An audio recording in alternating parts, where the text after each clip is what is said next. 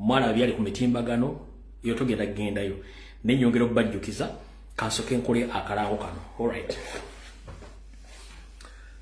abakomredi mwenna abakola emirimu ku social media, aboogera, abaposting, abasharinga, namwe n'abatuuliriza, bannange nina njala bategeeza fe nga aboogera ku struggle ne ku lw'eggwanga Uganda, emirimu gino twagiyituma bwetumi olw'okukomerera eggwanga lyaffe. Wattu tuba n'ebizibu bingi nnyo lwakuba tetujja bagamba wano ku mutimbagano tulina ebizibu no, era ebiseera ebisinga tusikira gye tusirikidde ne tumala ebizibu byaffe ne tudda. Era y'ensonga lwaki nti abasinga obungi tujja ntubebazaano nti mwebale nnyo mubalire ddala abakya supportinga struggle, abakyateekako data mu abaana abo basasulira school fees, abasasulira ennyumba nabyo tubebaza kubanga mukola omulimu gwa njawulo. So bannange tuba n'ebizibu lwakuba tetwogera ne tuba n'ebizibu. Olwaliro mumaze ennaku nga 2 temulaba comrade Asimu William ASP. Asimu William gyali talina buzibu, si mulwadde, mulamu bulungi, wabula ayinamu challenges entonotono eziri personal.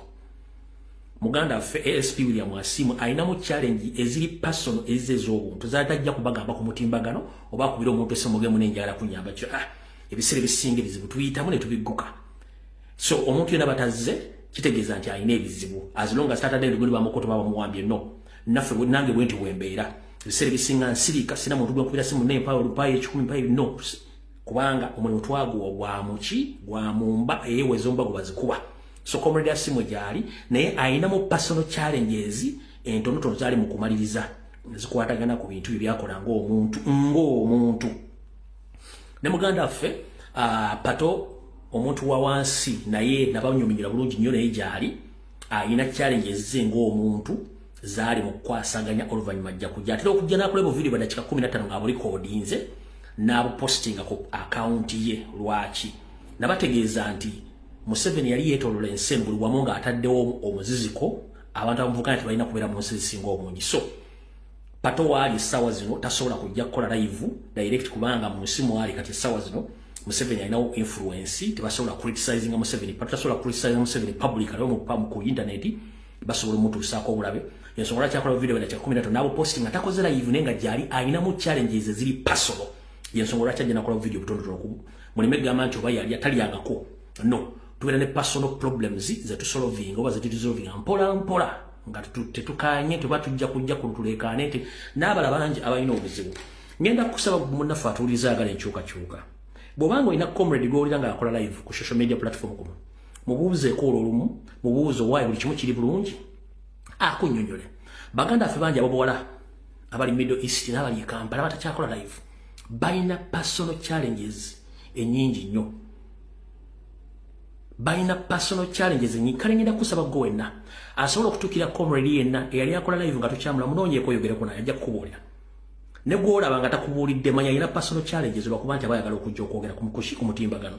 Kati ngenda kusaba bambi buli muntu yenna mutuukeko ayagala eggwanga lyo nga ne bw'alyagala omutuukeko omubuuze ki ekiganye bw'oba osobola omuyambe. Era nagula omulamu kukubira secretariat ne president. Mr. President ngenda kusaba abalwanyi bo ku social media basinga obungi bali frustrated, balina mu personal challenges ate si kyangu nnyo kutuukako ng'omuntu oba okutuuka ku secretary general. Naye ngenda kusaba oteekewo akakiiko akanoonyereza ku baana abakyali mu struggle, abaabula n'abo abakyaliko abalinamu obuzibuzibu. Kituufu balina obuzibu, beetaaga obuyambi. Gotokyalaba ntaliiko aba alina personal problems atajja kujja kukola ki kwogera. Era abo abatasobola kugumiikiza be bajja ku social media kuno ne bakola ki ne boogera ne bakuyita kwabika. N'ayabika n'agamba nangenze temunyambi kiki n'ebizibu biki awo. Kati ate bwe kigenda viral ffe kennyini tuba tuswaza ate naffe tuba tweweebuula kye tutandiyagadde naye ng'abaana balina ebizibu. Kino nkyogererwa kigiye ku mutimbagano. Abaana balina challenges abakola ku social media. Mr. President ondawo oli mu bubaka bukutuukeko ba comrade bakola emirimu gino ku social media balina challenges nyingi eziri personal nga zeetaaga advice oba ne finance assistance. Ekyo kibagambye saagala muntu agenda ku nga tisikyogedde nze bampita kinanjo kyankimize mbyogeranga bwebiri. So wawulira nga kikulumye nga nkyogedde giringa nakyo naye nga abaana abatera okuvaayo n'abaluka ku social media abakikoze nga abulibwa anyway okutuusa eddoboozi lye oba okutuusa eddoboozi ku bakulu abamutwala oba bagamba nti bawagira ku lw'enkyukakyuka so oba kanjala mubutambuze mu butuuseeyo bulungi nnyo butuuke so pastor gyali naye talina buzibu nti mulwadde wa mukibuga ayina personal challenges amaliriza muze n'omulaba enkya oba naye ng'agenda kudda very shortly so kyekyo nkimaliriza katugende mu kigulalo kye ekigulalo kye kino njala kiweeza bannayuganda mwenna abali mu diaspora n'abali ewaka nga sawudde mu ggwanga gwani ekintu kino njala kibaga mu kigulalo kye kyaleero olw'ennaku z'omwezi 26 omwezi ogw'olubereberye omwaka 2026 bwe lwali bwe buti Yoseri yawamba eggwanga Uganda naye njala bajjukiza nti Yoseri mu kuwamba eggwanga njala kibajjukiza mu kigulalo kye kyaleero era mukiwulire bulungi nnyo essaawa zino mulaba nti bakyababuzaabuza mu ngeri yonna esoboka bakyababuzaabuza mu ngeri okubasigira ekifaananyi nti eggwanga liri stable naye munda waalyo eggwanga batandise oddiseetula baliza we baagala kye baalwanirira mu kigulalo kye kyaleero wenja okugambira bannayuganda mwenna muli mu kulya naye Katonga ajjula Yoseri tibahabulwa ne banyarwanda banne 27 oba 30 tebakunulangako munnayuganda beenunula bo nga abanyarwanda nkiddamu gwe munnayuganda yenna gy'osangibwa Museveni takununulangako era tatunulangako ggwanga yeenunula ye ne banyarwanda banne 30 bemugaa nti baali 27 so whoever celebrated the Liberation Day of NRA or NRM you don't know what you celebrated. Museveni and his original 30 members of Rwandi's origin, they liberated themselves. That's why right now each and every person is enjoying the fruits of their liberation. They didn't liberate you, no way. I'm repeating this statement. Whoever attended or celebrated the so-called Liberation Day of 26 January 1986, please, I'm here to inform you. Museveni didn't liberate Uganda, didn't liberate you. He liberated himself and his fellow Banyarwanda. If I may ask, can you show me any indigenous Uganda who is well off right now, economically, politically, socially? That's why there are so many labor companies which are exporting indigenous to Middle East countries because we lack what to do in our homeland. While the soul liberators, they are enjoying whatever thing which left by indigenous Ugandans. Right now, there are so many Ugandans who are suffering in each and every part of Uganda. In northern Uganda, there is land grabbing, kidnapping, and killing. In the eastern as well. In the west as well. In the central as well. No one was liberated. It is Museveni who liberated himself and his fellow Banyarwanda. Nchidamu. Enaku z'omwezi 26 omwezi ogw'olubereberye January. Museveni tanunulangako bannayuganda. Yeenunula ye n'akagulupo k'Abanyarwanda. Nyenda kusomera amannya gano. Bwe mbaamu erya kitaawo, erya jjajjaawo era ng'ali bulungi. Then you are free to celebrate. Amanya gagano. Gegana amanya 30 namba zaabo abatandika mu mwezi ogw'okubiri 1988 lwe bagateekawo. Kuliko number 1 Yoseri Tibahabulwa Kaguta Museveni wa Fronasa stroke NRA. Oyo jjajjaawo sengaawo. Kuliko Brigadier Elia Kategaya wa Fronasa NRA. Kuliko jjajjaawo William Black Mwesigwa. Kuliko jjajjaawo. Kuliko Valeriana Rwaheru. Kuliko Martin Mwesigye. Mpima Wakwa Kazimoto. Kuliko Maribo Abori. Kuliko James Karuhanga. Kuliko James Bilihanze, kuliko Larit Omongin, kuliko Mohamed Seguya, kuliko Fred Lubereza, kuliko Wilson Masingi, kuliko Kahindo Tafire, kuliko Fred Rejema, kuliko Salimu Sale, kuliko Jeno Chef Ali, kuliko Ivan Koreta, kuliko Jackson M. Wanga, kuliko Saban Kashaka Wakashaban Kashoku, kuliko Sam Katabarua, kuliko Sam Magara, kuliko Elitu Mwine, kuliko Julius Chihende, kuliko Hamilton Mugabi, kuliko Pecos Kutesa, kuliko Fred Mwesije, kuliko Andrew Lugobe Lutaya, kuliko Joyce Mirembe, kuliko Frank Guma. Kati muganda wange yena ya celebrations. Gendo tunde family zamanya gensomye wawe bali chiche bakola. They are well off bali na buli kimo. Wabula nkujjukiza nti abagenda mu nsiko okulwanyisa Obote ne Lutwa. Era abakekeze nyago bali bana baganda, basoga, banyoro, batolo. Where are they? Abasinga obungi bali na myaka 8 ku myaka 12 bonna abasinga obungi babitibwa ne bajjajja fe battibwa. Kati go celebrating chi ngesawa zitokyasobola kwogera linjere mu office. Tokyasobola kufuna mulimu. Business zonna zigudde. Babagoba ku mataka. Buli kimba kitutte. N'Abanyarwanda bavudde kati bagambye banna Uganda by law. Kati go celebrating chi muganda wangira kyenkoboza kumanya gensomye o celebrating chi. These people, they didn't liberate Uganda. They liberated themselves as Banyarwanda because they came to occupy our country, Uganda, and that's what they're doing right now. I know bongo tegera, ataina bongo, sigara nguloza nge chenyanja, diwechiva mazi, kisobolo kubera ho. Echikwaro jichikomyao. All right. Katandike butelevu n'akatambi akatulese. Enaku z'omwezi ziri 26 omwezi gw'olubereberye omwaka 2020 mwaka 2025. Alright. Nazzi kuno mwenna Abaganda abasagambiza era mu 1986 nga Yoseri amaze okuwamba. Munnange nange mbasekera kyamuli oba nange batulyo kyamuli nga Salambo ali ansenke bitya. Abasinga obungi baba ma information oba kye tuyita okumanyisibwa.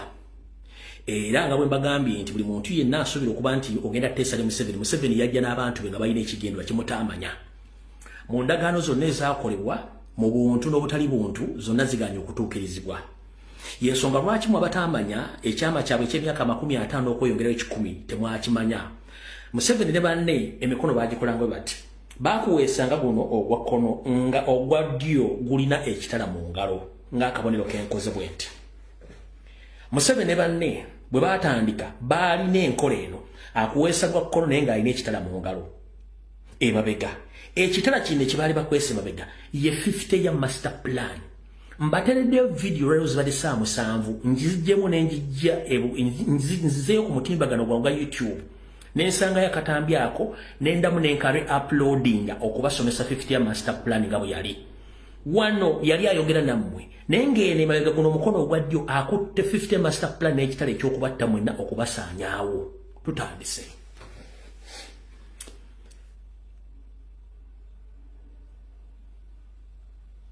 Abasinga obungi mujja ne munenya Ssaabasajja Kabaka n'Abaganda abaasirika waki basirise. Ssaabasajja Kabaka ng'omuntu. Abasajja bana batamanya ngamba nga bwe nabategeezaako nti Abaganda abaaliwo mu biseera ebyo baaleka muganda munnaabwe Dr. Andrew Tankome Kayiira ne batikiza n'omutamanya ngamba Yoseri gwe batamanya bigendererwa bye. Era ne bagenda maaso okukola endagaano mu mpewo za Buganda omuli emisambwa, emizimu na buli kimu ne bakikozesa. Endagaano ezaasembwe baazikola ne Ssaabasajja Kabaka gwe baakibongereza. Endagaano ze baakola nga bagenda kuza Obwakabaka bamuwe n'Obwakabaka bwe n'obuyinza obw'okukola buli kimu kyakola. Mu kusookera ddala singa Ssaabasajja Kabaka endagaano ze baamugamba okukola okumujja Bungereza okujja e Uganda nga mwalimu ebigenda mu maaso olwaleero ng'ettaka lya Buganda agamayiro akenda balitutte. nga mwalimu obutasasula misolo na bizimbe bya Bwakabaka byonna ebiri mu Kampala mu Buganda, nga mwalimu okwagala okumutta, nga mwalimu okwagala okuteeka ensowole zitwala Obwakabaka, Ssaabasajja Kabaka yatasobola kusayininga ndagaano ezo.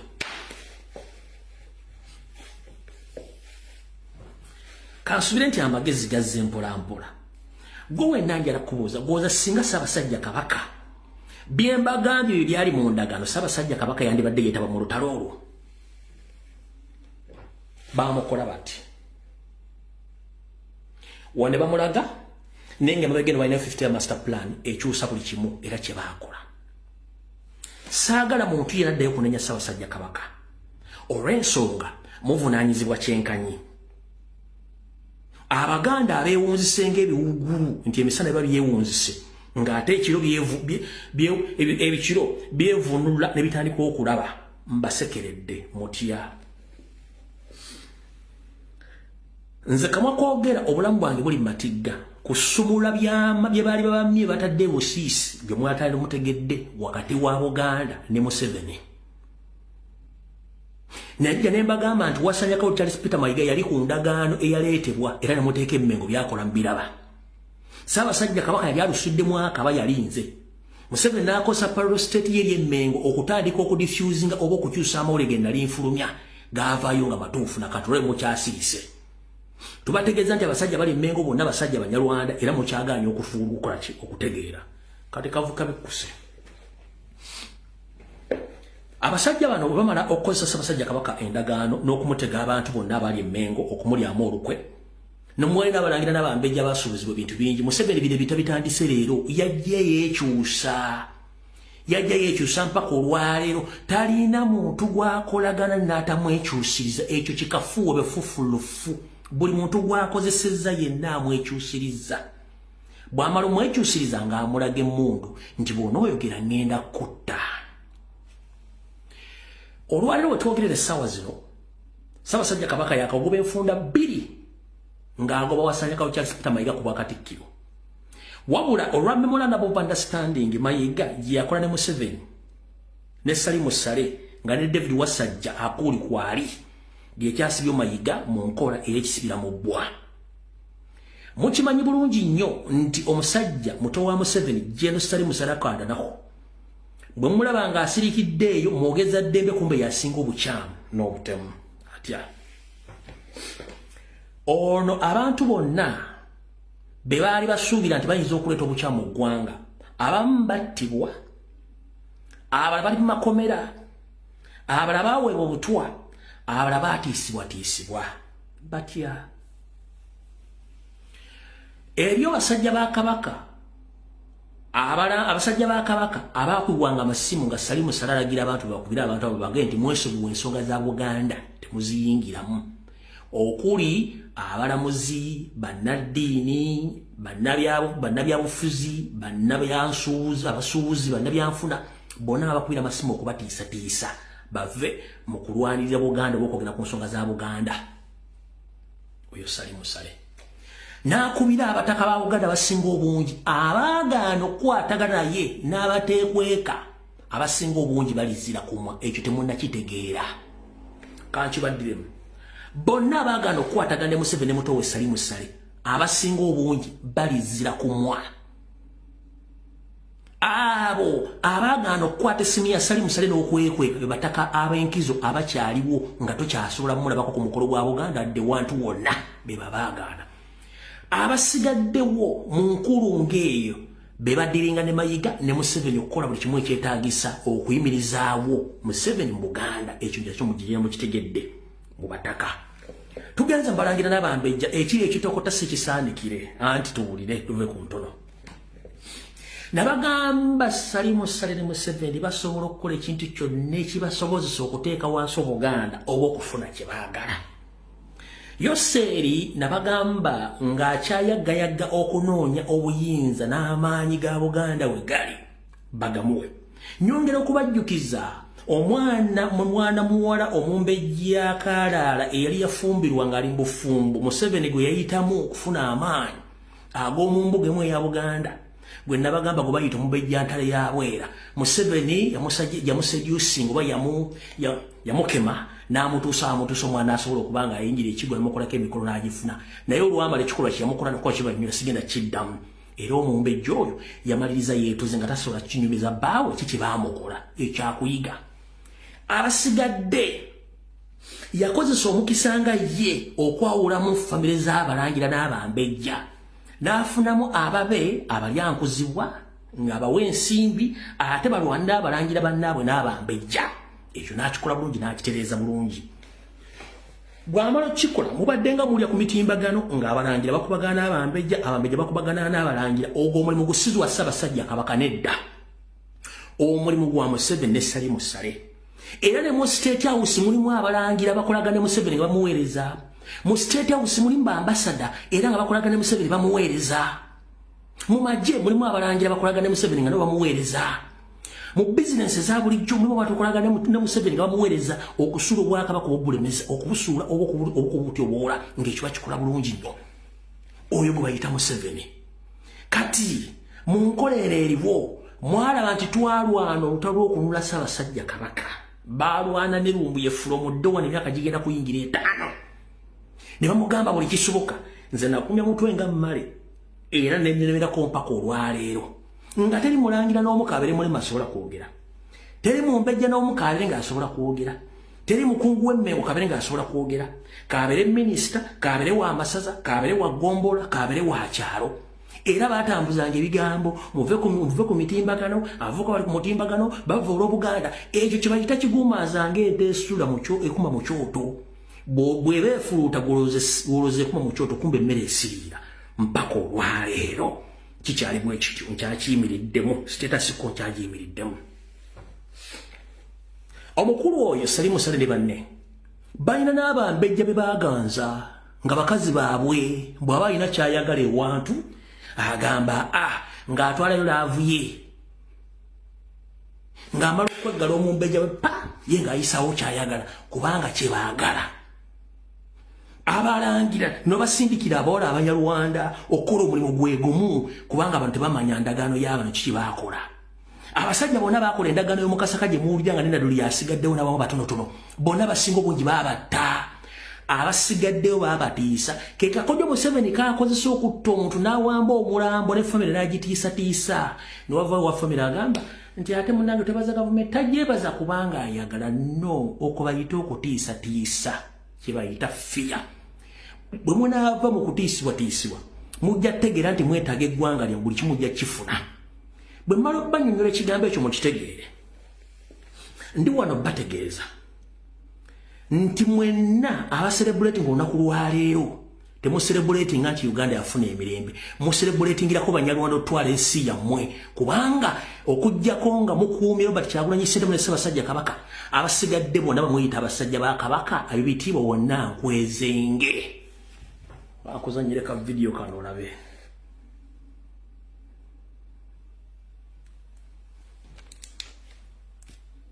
awo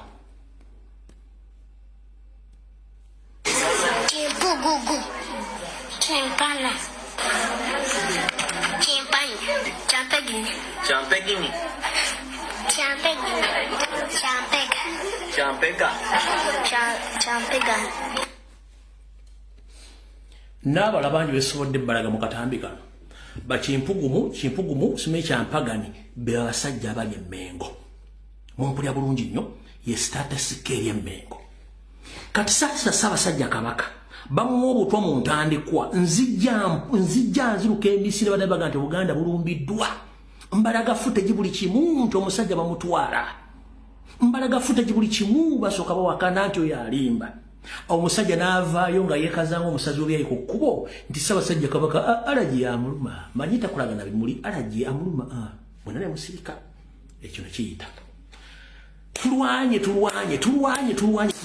bamuwangangusiza bamututte Namibia tuzze tulwanye nti bannaye mutanda bamuwambidde kusa mututte nti tekisoboka abamu bigenda okuvaayo ng'omutanda ali luddawo yavaayo afaanana atya Namibia tutuuka olwaleero Obuganda batandise obutyoboola nga ne ku mukolo gwa Ssaabasajja Kabaka oguggalawo omwaka Ssaabasajja Kabaka baali bateeseteese omukubira mu lubiri kino nkiddamu ne mulintwala mu kooti Mpuuga Mayiga Sali Musale mwali mutegese okubisa Ssaabasajja Kabaka abayaayi nga bamutegese omuyo la mukube kikyali kigenda okumala egomuchwa nga mulwanyisa muzuku wa bono Kyagulanyi Ssentamu genti be bakoze eki Kyagulanyi yetabye n'abantu ne bakuba Ssaabasajja Kabaka wabula okuba nti epoza Buganda zaasituka yensonga lwaki Ssaabasajja Kabaka yabonga obudde bukyali njagala mundeteyo video nga Mayiga agamba nti akondeminga oba avumirira ekikola ekyakola okukubira abantu ba Ssaabasajja Kabaka mu lubiri no wabula bwe yajja ku TV agamba nze mbadde simanyi ne mu lubiri waliyo okulwana mwana wattu nawulira biwulire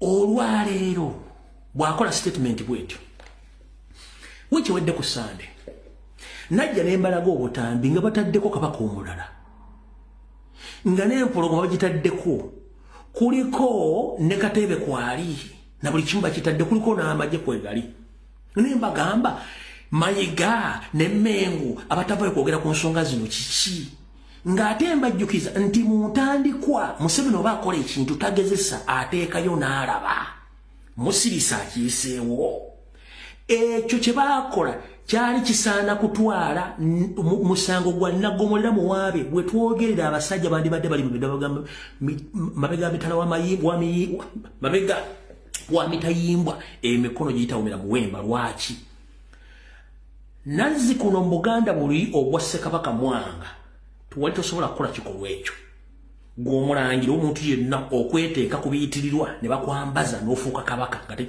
Mayiga yali yakoze statement bagenze kusindika ono omwogezi wa Mayiga alinga ejjembo omumpi muzibu alinga ng'ekitole kya sabbuuni mbwaza akola tuvumirirwa ebikolwa ABCD Mayiga obuvunaanyizibwa bwo kubanga toyagala kwogera ku programu za Mukama Museveni zaateeseteese mwateeka dda abantu abateekebwawo nga basanya kennyini Wassajja yali omu ku abo abaali bateekebwateekebwa okusikira Ssaabasajja Kabaka nga mmaze n'okukola mumuggyeko paazo vantole muzijja ku Ssaabasajja Kabaka muggadde ebitavuubye mumaze okuwandiika ebbaluwa eziraga nti Ssaabasajja Kabaka yayita Tembo ekyo Abaganda kyabalimu okutegeera Ssaabasajja Kabaka officially baali bamaze okumuwandikako ebbaluwa nti yayita Tembo mu Uganda all Uganda medics practitioners Minister of Health Germany and Namibia bali bamaze okuwandika ebiwandiiko ebiraga nti Ssaabasajja Kabaka yayita Tembo ekyo namwe temukimanyiira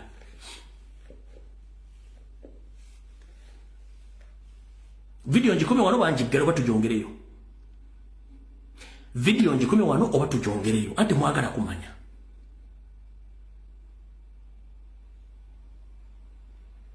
nga mwali mukimanyi bulungi nnyo mu mateeka agammwe ag'abantu aga bulijjo nti omuntu yenna kasita ayita Tembo aba takkirizibwa kukola kintu kyonna aba ali wabweru wa kutegeera kwe n'ekintu kyonna kyayogera kiba tekikkirizibwa we baali bagenda okusinzira nti Ssaabasajja Kabaka ne bandibadde agambye nti olubiri temuluseere balega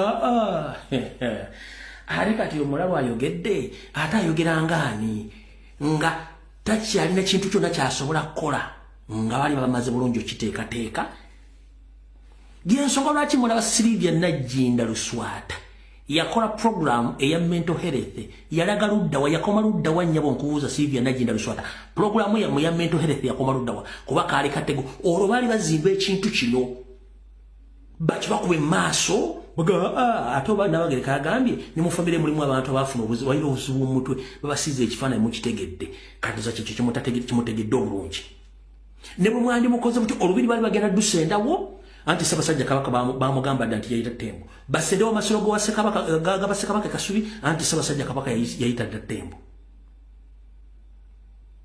ompulira bulungi nnyo so ebintu bino mbategeeza mbitegeere bulungi nnyo yensonga lwaki tubaga nti Ssaabasajja Kabaka watuuse essaawa zino asaana kusabira akasiriikiriro sigamba nti talaba akasiriikiriro sigamba nti talaba alaba wabula yeewuunya nsi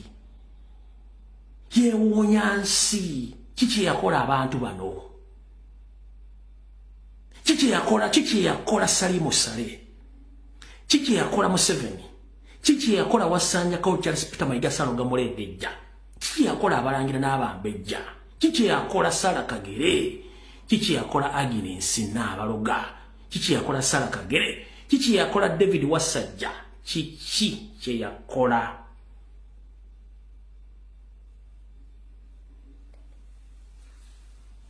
John Katende kubanga teyasinga teyaliye teri Muganda ali agenda kwenyigira mu lutalo taliwo kati endagaano zonna ezaakolebwa muddeeyo mu myaka olutalo lwa Uganda Amini Obote endagaano ezaakolebwa nga Museveni yazituukirizanga bwe yamalanga natta abantu awo n'olwaliro akyakola ekintu kye kimu endagaano zonna Kabaka ze yakola mbagambye singa mwalimu akawaayiro nti tagenda kuddizibwa buyinza kusoloza misolo tagenda kuddizibwa mayiro akenda tagenda kuddizibwa bintu bya Buganda byonna era tayina buyinza Ssaabasajja Kabaka yitayingira mu lutalo wabula baamuleetera ebiwandiiko n'endagaano nga biraga buli kimu bagenda kimuwa Museveni wala okutuulawo n'akola kirala kyova yakugamba nti those who think they are going to regain power from me they are just daydreamers. We are here to stay for a long period of time. Either you join us or we fight you. Ekyo yakyogera mu kimanyi bulungi nnyo. Kati ndi wano kutegeeza saagala onenye Ssaabasajja Kabaka ku bintu bigenda maaso mu Buganda simuwolereza. Nabagamba siriro yawa Ssaabasajja Kabaka. Wabula ndi numirirwa obwakabaka bwa Buganda obulina radio obulina TV obulina bambala eminagiro obulina abambala amakanzu ne boarding abeeyita abasajja ba Kabaka tebasobola okwogera ekigambo n'ekimu. Nakugamba bw'oyogera ekigambo ekikyamu ng'otaasa Kabaka ogusimusango kasitoba nga kimutaasa. Nakugamba omuntu oluwango otaasa Ssaabasajja Kabaka obwakabaka Buganda teryakunenya. Nembagamba nti nze okwetonda nga Uganda ekyuse ndigende wa jjajjange emazige ne mugamba jjajja munnange ku bintu bye nayogera ku mutimbagano bwe mba ninawe nakyamu we nakola ensobi nzize mbonerezebwe era jjajjange yali nsitula bukkolokolo mpaka wandiŋŋamba nti wano oba olindira mala ogenda okuwaaba omusango gwo tulabe ekiva mu kkooti ya Kisekwa Omuganda obutuufu bwatyo so si kusirika kubanga bw'osirika ofa ne bw'oyogera ofa nkiddamu bw'osirika ofa ne bw'oyogera ofa.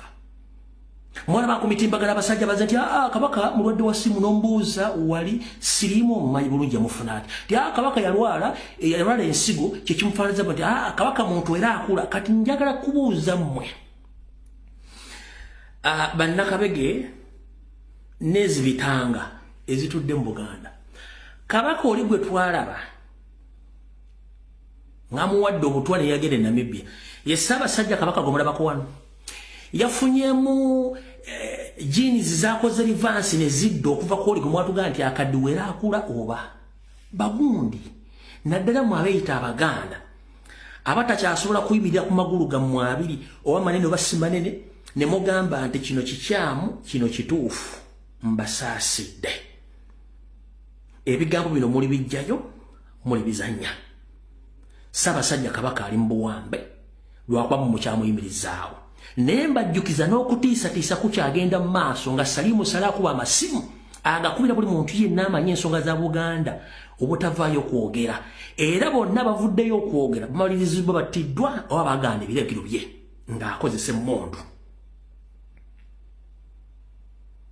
Mpulidde bulungi nnyo kati saagala muddemu kubuzibwabuzibwa mukitegedde bulungi nnyo nze nga nze omuntu sitiisibwatiisibwa ebigambo byange mbyogera ensonga lwaki sidiriitinga vidiyo zino nzirekayo olw'ebirijja mu maaso ebiryogerwako nti omusajja yogera ebigambo bino. Ndi omu ku abo abayeesiima singa ensi eyo ekyuka nga ne Ssaabasajja Kabaka waali ne Ssaabasajja Kabaka ng'ensi ekyuse wattu alirubaviira ku ntono n'abagamba nti abaaye okuwangaala kuno kutulabisa ebinene naye kino kyekyaliwo kino bwekiti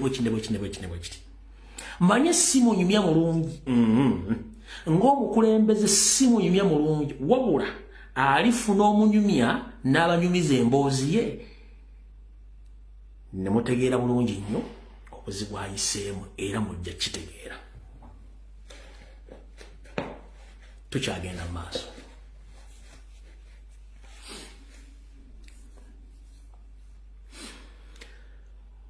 Wetwogerera olwaleero ensimbi eziri mu buwumbi n'obuwumbi eziddukanya gavumenti y'amayiga emmengo tekuli mukono gwa Ssaabasajja Kabaka Ronald Muwenda Mutebi II akiwakanya. Genda okibuuza omuntu yenna Katikkiro yawummula yenna aliwo genda okibuuza omuntu ali emmengo nga tasobola kwogera sirika akubuulire ssente eziddukanya Mmengo azini Mmengo Bulange Mmengo zonna ziva wa Museveni na wa Salimu Sale. Zonna eziddukanya Mengo ziva wa Museveni na Salimu Sale. Omaze bbanga kinga tulaba Ssaabasajja Kabaka mu kusoma ebyenfuna bya Buganda. Omaze bbanga kinga tulaba Ssaabasajja Kabaka mu mikolo gya Buganda.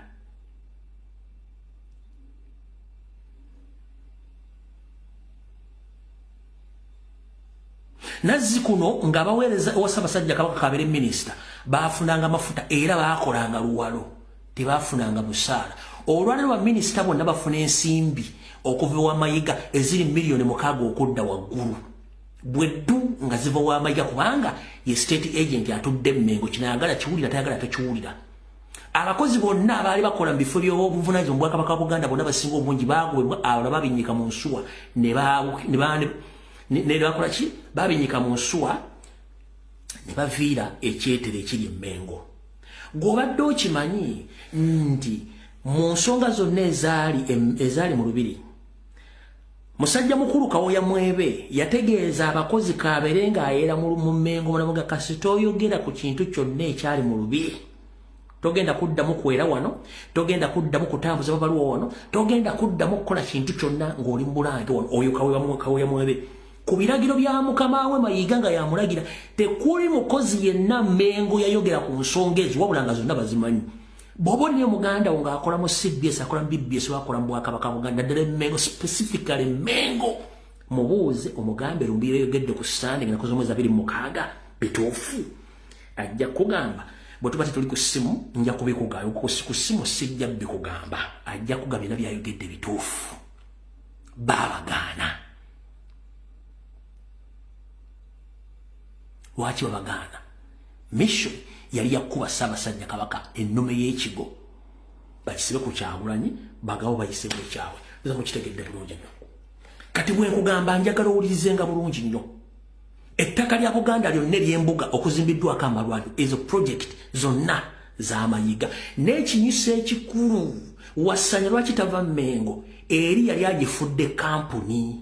It's an investment company eyengo omuntu ngeri supported by Museveni yokola parallel state okusanya Obuganda mpola mpola.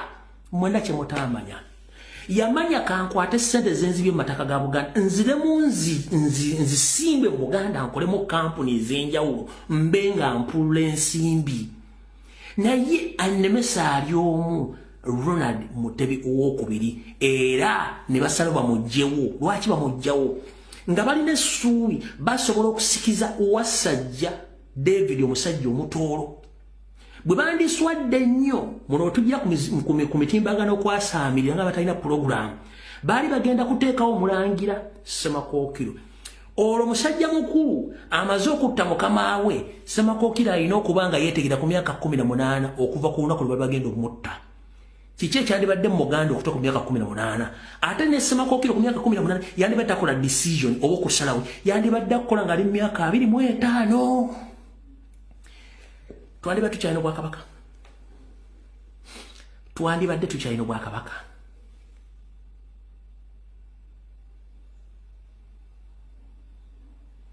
Twandibadde tukyalina Obwakabaka. Gwe musajja mukulu ali Mengo.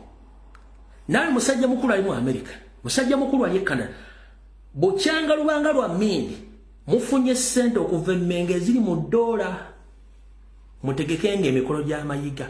Njagala ovuga akatambi okazeeyo emabega kuwa ekitibwa Dani Muliika Jebbi Walusimbi mulwanya muli simwogere abakyaliwo enkuyege bezikyakubira enduulu babasindikiranga ssente beka mu diaspora otegeka emikolo egyo.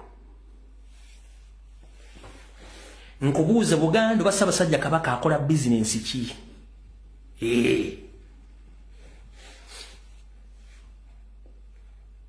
Temwagala mazima nkubuulidde Ssaabasajja Kabaka business ki zaakola zirimu ssente zabakozesa mu diaspora ezo muli ku ssente za NRM. Yensobola kye bagambye nti mulwane nnyo mukyankalanya buli kimu ekirimu okujjako Museveni mu ggwanga Uganda kubanga mutunda Obwakabaka mutunda eggwanga Uganda ng'abasajja mukimanyi tubagambye abasajja si banna Uganda. Mbasomedde amannya gonna agatandika olutalo tekuliiko muganda wa wano abaganda bonna basenga mu nsiko battibwa era muganya okutegeera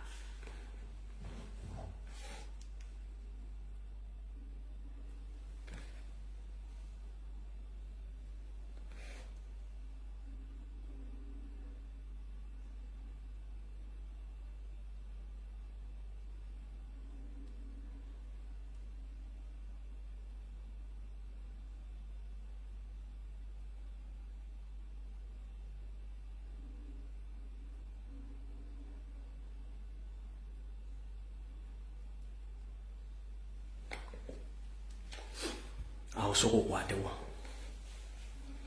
bwetumala okukwatawo njala bategeze biga bino mbiwulira ngenda nabyogera mpola mpola mu ddoboozi esseeneekerevu oluwulira bulungi nnyo mukadde akatuufu nga katuuse ku lunaku olutuufu nga lutuuse omwezi omutuufu nga gutuuse n'abantu abatuufu nga batuuse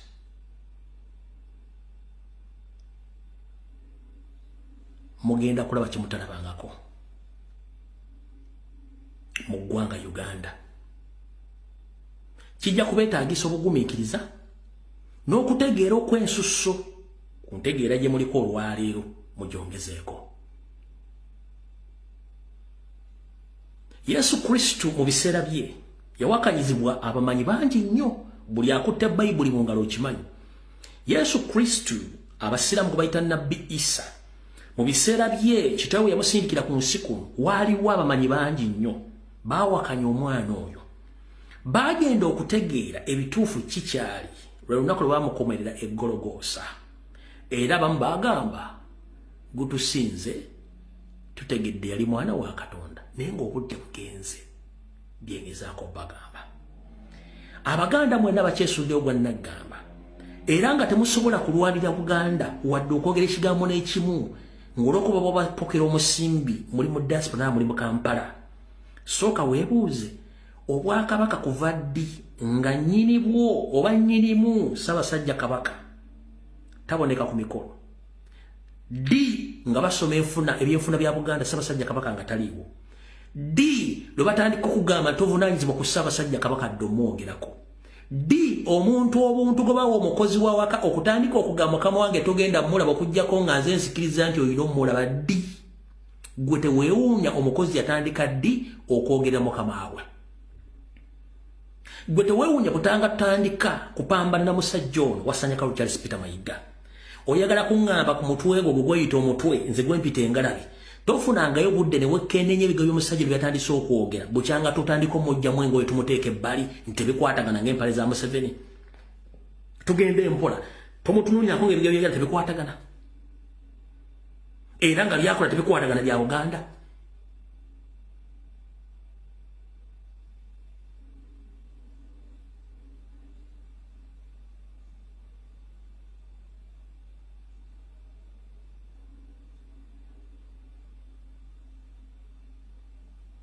mbuuza gwe ali wano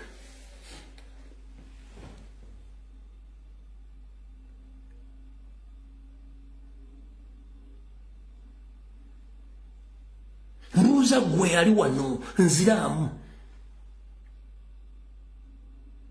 kuva ddi ng'okuyingira mu mbuga za Buganda osanga ba SFC kuva ddi okuyingira Emmengo nga bakubuuza gwani ova ludda oli muzzukulu wani Emmengo kuva ddi nga amasiro g'Abassekabaka e Kasubi abantu Abaganda bali bagenda okulambula babakkiriza kuyingira kuva ddi ng'embuga za Buganda zonna baziddukanya Banyarwanda kuva ddi embuga za Buganda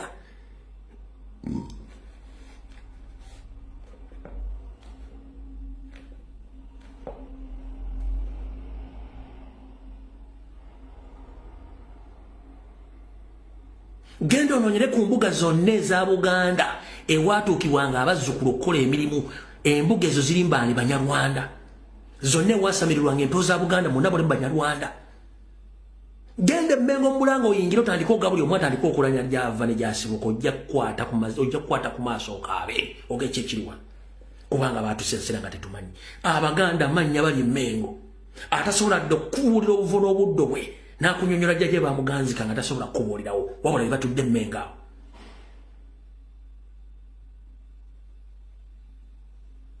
Kuva ddi obuweerero bw'abaana Abaganda Buganda be yaweerera nga baatuuka ddi obuteekamu Abanyarwanda? Ng'obuweerero bw'abaana ze tuyita scholarship, abaana baavanga mu masaza abaana abaali basazanga akabiriiti akakalu ne babawo okuweerera. Kuva ddi kati nga muntu omu yamanya baani bagenda ziwa abaana Abanyarwanda? Nakyo temusobola kyebuuza.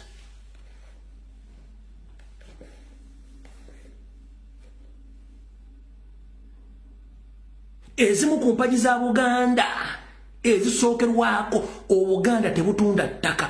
Kuva ddi nga Obuganda ku mitimbagano gyabwo okuli BBS Telefine ey'Omunyarwanda, Freeman Kiyimba ne Mayiga musajja we saako CBS gye baawamba be bakuba obulanga obutunda fuuti 2.5 fuuti 5.5 fuuti 10 ku ttaka. Ettaka lye batunda ly'abanyoko ly'abakitamu ettaka lya Buganda.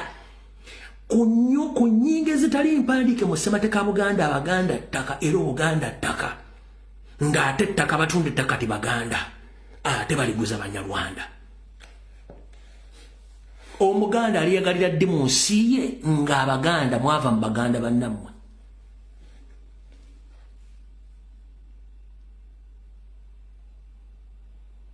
Genda ku kisaawe Entebbe okebera amannya g'abaana bafuluma okgenda mu busibe obutali bwabwe yagalire.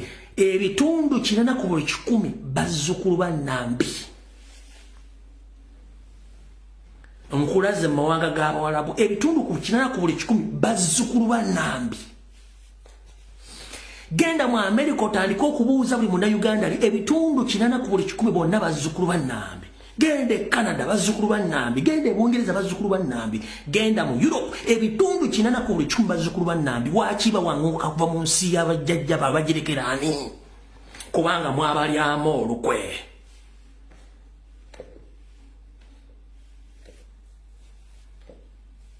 Ettaka lyonna lisendeddwako abantu mu Buganda libadde ly'abazzukulu ba Buganda bonna, tekuli aboogerera. Ani agenda obboogerera? Genda makomero gonna agali okwetoola Buganda ebitundu 85/10 bonna abaliyo bazzukulu ba Nambi.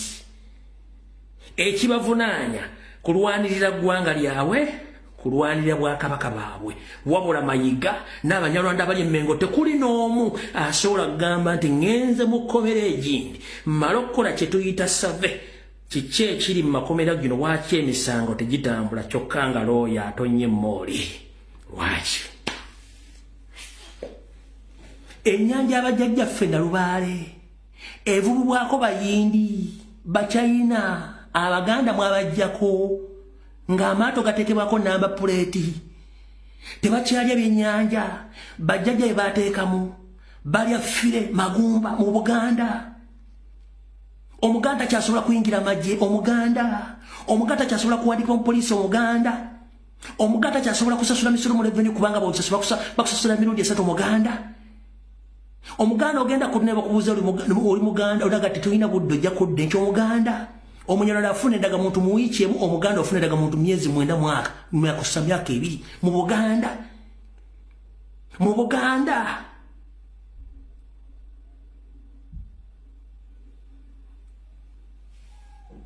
nga n'okufuna omulimu kati bateekako n'okuteekako nti batoli twetaaga abantu Banyankola Banyarwanda. Omuganda tojja teyakyogerera mu Buganda. N'ogenda emulago okukolako ng'oli Muganda nga option era 2, either okukomya omukyala oba okutulugumbula n'okutta omwana mu Buganda. Pulogulaamu ezisibaga n'okugema abaana b'abandi zonna ziri mu Buganda. Wano mbadde nga mbasomesa 50 master plan baga nti bagenda ku education system emyaka 3 n'ekitundu bagambaga ekigambo kino.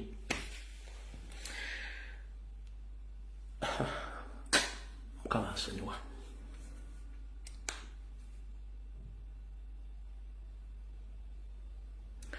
Mukama sivunaanyizibwa era sivunaanibwa. Omulimu gwange ngukoze.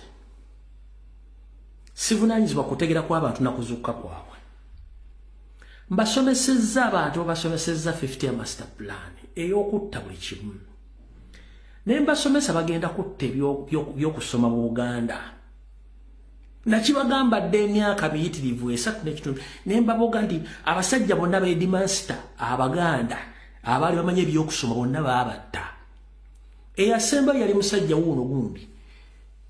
Ono wa St. Lawrence. Teroza ati yafa Silvo yafa. Lawrence bamutta busi. Eri abasajja bajjuuko. N'abala bangi bonna babasa amasomero gonna agali.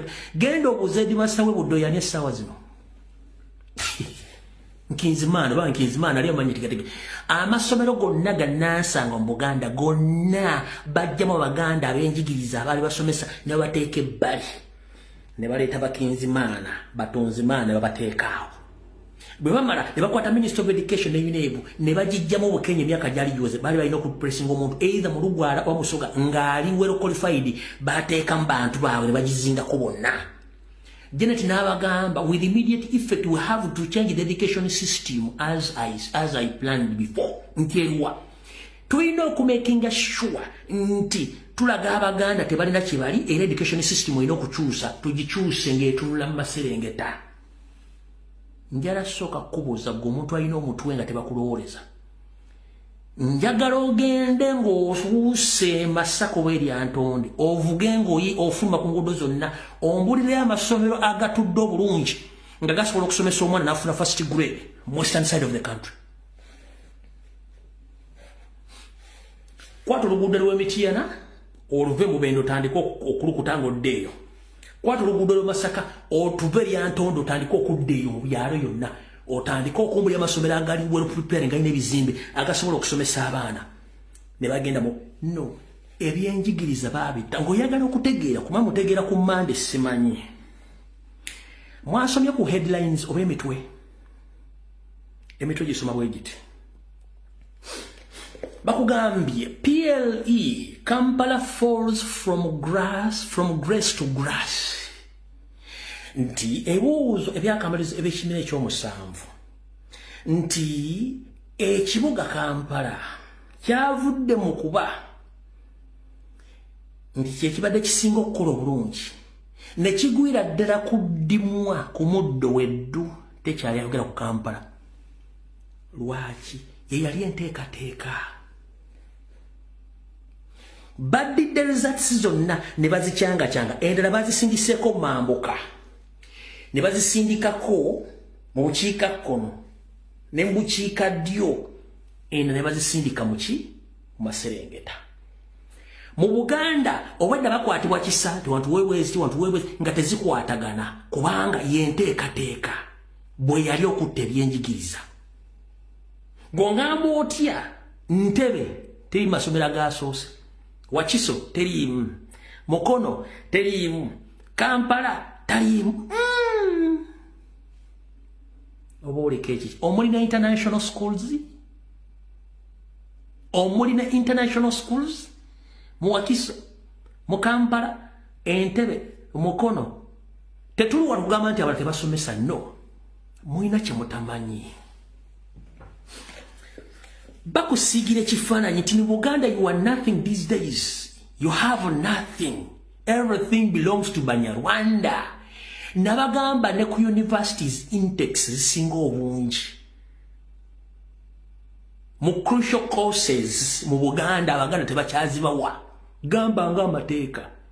Okumanya abana bantu bajooga. Omuganda yenna okusaba amateeka tebakuga tekisoboka.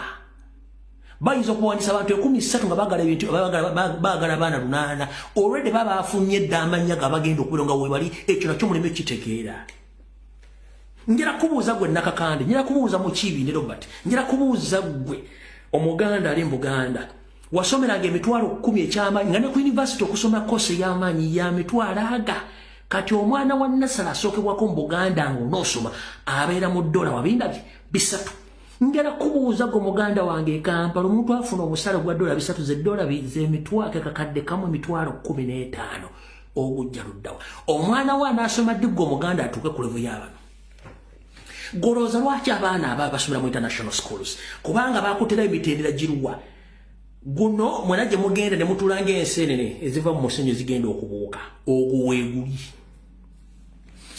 ne wabeerawo gwa bano abali wano bakyasobola okutunda ettaka nkyasobola okugenda offera nkyasobola okwewala mu banka n'ensomesa omwana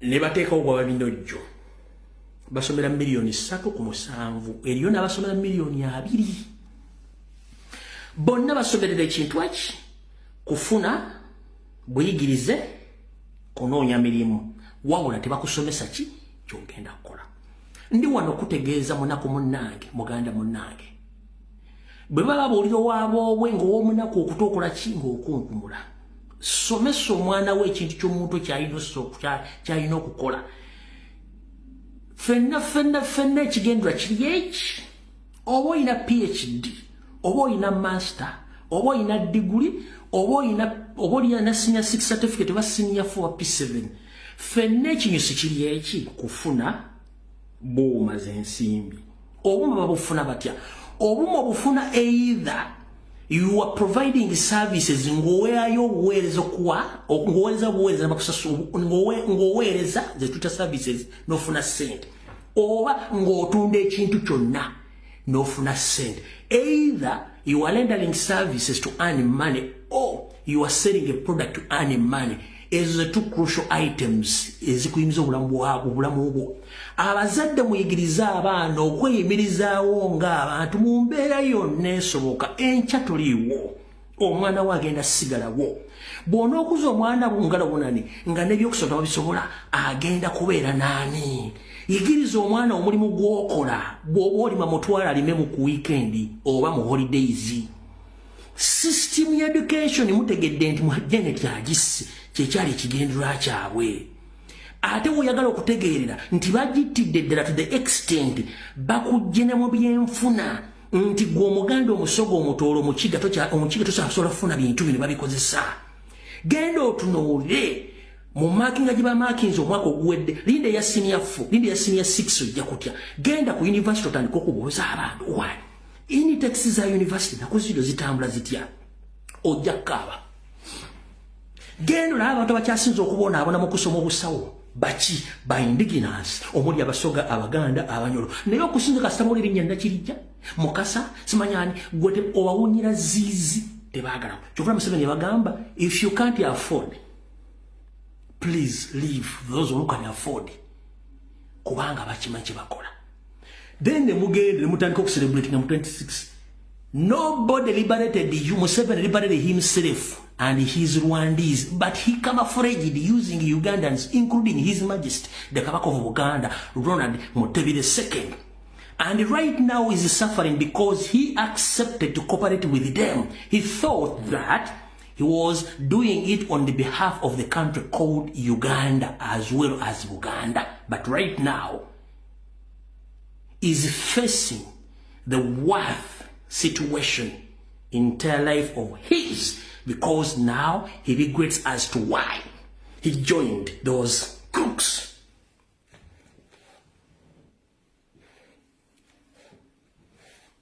Bilime tumwagala bitegeera.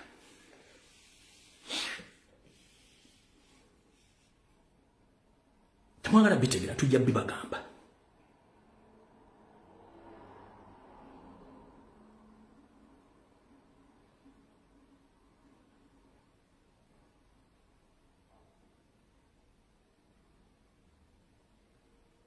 Katuddeyo wano. Mwenna mukimanyi bulungi nnyo nti eggwanga Uganda ly'Abannayuganda bokka nti ye. Era etteeka lisoma nti Munnayuganda yalina obuvunaanyizibwa okubeera n'obwannannyini ku ttaka nti ye. Wabula olwaleero we twogerera abagwira balina obwannannyini ku ttaka era bagoba ne bannannyini bannansi bannansangwa ku ttaka. Ekyo muganyo kyogerako. Njagala okubategeeza n'okubagumya nti Yoseri kye yakoze okuddira Baganda be n'abagamba nti baddembe ofuna ebipapula ng'akozesezza ye kyayita executive order. Saagala mulwanira kyo temulwana. Ky'olina okukola zambalire ku mugongo otandika okulwana Museveni n'Abanyarwanda baabwe. Buli kintu kyonna ekikoleddwa ekikyamu Uganda kijja kuddizibwayo, wabula tujja ssanga obuzibu kubanga ebyononeddwa bingi. 1. Ebyenfuna byononeddwa. ebyanjigiriza byononeddwa ebyobufuzi byononeddwa eggwanga lyononeddwa wetwogereranga eri abaganda mu Kampala batakyasobola kufuna webegikaluba abagwira batuttewo nkiddamu wetwogera mu kibuga Kampala mu district Kampala abaana bannansango bannayuganda tebakyasobola kufuna webegikaluba abagwira batuttewo amataka mu Wakiso Ntebe Kampala Mukolo amataka abagwira bagaguze bagatutte bannansango bajjeko ebintu byabwe omugwira ina n'omusirikale amukuuma akuba n'essasi kubanga gofe webatuukira okujja mu nsi yo ng'oli momboze baleeta omugwira kitegeeza tokyayina bulamu obwo ndi wano okutegeeza gwe gwenna gwe batwalidde ettaka kuuma empapula zo ndi wano okutegeeza gwe baggyeko ekyapa kyo kuuma ekyapa kyo tewali kiti kitasobola kukyusibwa ndi wano okutegeeza mu 7 and by names of Lumbi Fred whatever you decided as you say that you gave direct orders the Rwandese that now they're eligible to get Ugandan citizenship because you ordered. That is unconstitutional. Chewala zembu wakoze executive order chimenya mateeka. Bwembazayo katono wali nembaga ati Museveni atisa nokanga okola ebintu bitali mateeka. Ekiwandiko ekyo lwafulumye. Munnamateeka yenna oba oli junior oba oli senior wadde olina okuteekayo omusango mu kkooti ng'owaabira Museveni okustopinga ekintu ekyo kubanga kiri unconstitutional. Lwaki? Ekiragiro omukulembeze ky'abawadde akiwadde nga ye tekiri mu ssemateeka okukola ekintu kyonna kikole kibere mateeka ayina kuyita mu parliament oba okuteekawo okulonda okw'ekikungo kituta referendum okukkiriza ekintu kibeerewo oba munfuna. So Museveni kyewakoze ekyo wakoze kyakiguumaaza n'abanyolali ono bategeeza bwe mba temusobola kufaayo kufuuka bannayuganda nga nawe mukyali omanyi nabagamba ekigambo kimu ng'oyagala okutegeera entegera y'abantu bano. 1 nabo tebamanyi lwaki bafuukuuse lwaki beeyawuddemu ekibeeyawuzzaamu kiikino. Bw'ogendanga okubba ewantu n'otuuka wogenda okubba ne weekubira enduulu bwe baba tebakusibye bigere dduka ove wogenda okubbira. Nkiddamu bw'ogendanga okubba ewantu gwe kennyini nga mugenzi omukaaga ne mutandika okwekubira enduulu mugenzi okubba bwe baba tebabasibye bigere mudduke mugende. Empewo za Buganda omuli zibwanika zinnamukwakkula zitandise okulwanaganya abantu bano bonna okubajjayo n'okubalaga ensi nti bwe bajja okubba batandise okukubirawo enduulu. Kyova olaba eriyo abaawakanyizza nga bagamba kibalabisa kitya.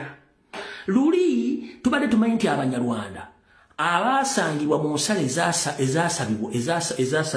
ezasalibwako Abazungu mwe muli abafumbira n'abalala bonna bano abasigadde bali mu kkuba enduulu babbi bali mu kkuba nduulu bagenza okubba ng'ate Museveni kennyini akimanyi nti obudde bumuweddeko kati bano bonna yabalabisizza wembagambira nti bw'obanga temuli basajja basiru mwandibadde baloye essaazi nomwawabidde dda Museveni mu kkooti kubanga etteeka lisoma nti singa wayita ennaku 30 nga Yoseri kyeyayogedde tewali akiwakanyizza kiba kigenda fuuka etteeka olw'ensonga mwenna muli mu kutiitira yabatiisatiisa ekintu kyeyakoze kiri unconstitutional okukkiriza Abanyarwanda bafune empapula za Uganda. No! Nyongera okubajjukiza nti eggwanga Rwanda ggwanga eryetongodde erina ebika by'abantu basatu Abatwa, Abahutu n'Abatuusi. Kati gwe Omunyarwanda gamba tuli mu Uganda tukubalira mu tteeka ki era tukuyita eggwanga kyettuufu. Weeyita muvandume naye ng'oli Munyarwanda. Weeyita mu baano naye ng'oli Munyarwanda. Ebika bino bye mweyita mu Uganda Rwanda gyebiri tebiriiyo. Rwanda eriyo ebikeeyi Abatuusi, Abahutu n'Abatuusi mwe muva ludda wa? Era ani abadde abafoosinga okukola ekintu lwaki mwefuula nnyo more important than others kubanga mwekubira enduulu. Naye kennyini yabagambye ekintu ekyakimanya ali mu nnaku ze ezisembayo. Whatever comes after him is going to be a very huge problems against you kuba mukimanyi nti yakoze ensobi. Mukulu Museveni kuno kwoli bonna bambega bakwe balimba laba kuno essaawa zino but I'm here to inform you what you did was unconstitutional. And any professional lawyer is eligible to open a case against your executive order. Executive order is just a personal directive, not a constitutional order. A constitutional order is made via parliament or to call a referendum.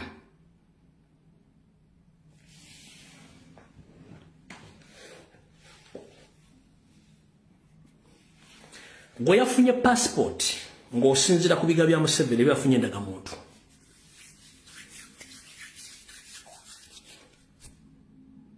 Ekyo kitegeere. Member parliament wiche no mwandibadde wiche ejja encha mwandibadde mwatudde dda mu parliament to challenge Museveni nti yayise mu tteeka ki. Yayise mu tteeka ki teririiwo. Naye kenyini ali mu overstay, ali mu nsi nkyamu, afuga abantu bakyamu. He knows exactly where his relative belongs. His relatives are situated in Tanzania, where he had invested heavily. His relatives are based in Rwanda, where he had invested heavily the taxpayers' money. As we speak right now, bali mukwagala kuwamba Congo, creating a more dynasties oba areas bagala occupyinga ensi oba occupyinze muli musinika binyo. Kubanga kyagala kujogwa kabaka bonna. Remember jukira. Cultural leaders oba kabaka bonna bonna balina semu nseyo, and they are able to command their subjects to rearrange that country. But using Salim Musare as his younger brother, he is calling all the traditional leaders and intimidate them, even politicians. As who? Salim Musare Musajja Musumali. The world knows that. You are not a Ugandan. Museveni has already to Ugandan. The 27 men whom you claim to be that they are the one who attacked the Kabam balance, all are foreigners. So nobody you liberated yourselves. That's why you've stolen each and everything which belongs to Ugandans. So mulwa mukutisa tisa bantu, mukora propaganda, mulekerawo kutisa tisa bana Uganda. Mpulya bulungi. Buli kimu kisse. Kati mubadde mukyali awo. Omwami ono byabadde nga ali ku TV nga ayogedde bw'ati. Yakugambye emwanyi yazitwala, pamba n'amutwala. Akugambye nti n'abatunda ebinyeebwa agenda kuwandika executive order nga temuddamu kutunda binyeebwa bisuse. Jukira muwala we ne muto we Salim Musare bebasuubula emmere ey'empeke. Ompulidde bulungi. Akugambye nti agenda kuyisa executive order okutandika okugaana omuntu yenna okuddamu okususa ebinyeebwa. Kino kitegeeza nti kati baagala n'ebinyeebwa ne bizinesi yo ne baddeko bagenda gitwala. Wulira. I will sign an executive order forbidding the selling in Uganda of shelled groundnuts. Shelled groundnuts removed from their skin and kept open. I'm going to ban that. It is apparently these groundnuts that produce the aflatoxins that cause liver cancer in humans.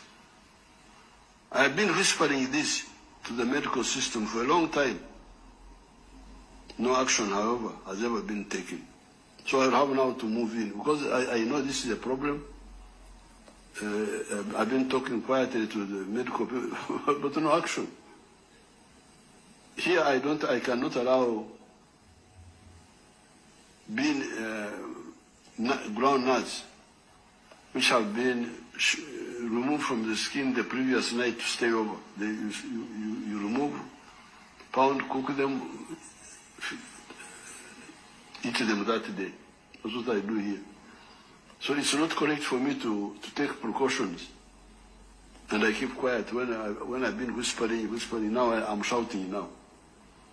Muve ku binyeebwa okutondera bakwita batya mu Uganda, to remove from the ebinyeebwa ebisuse. Ebisuse?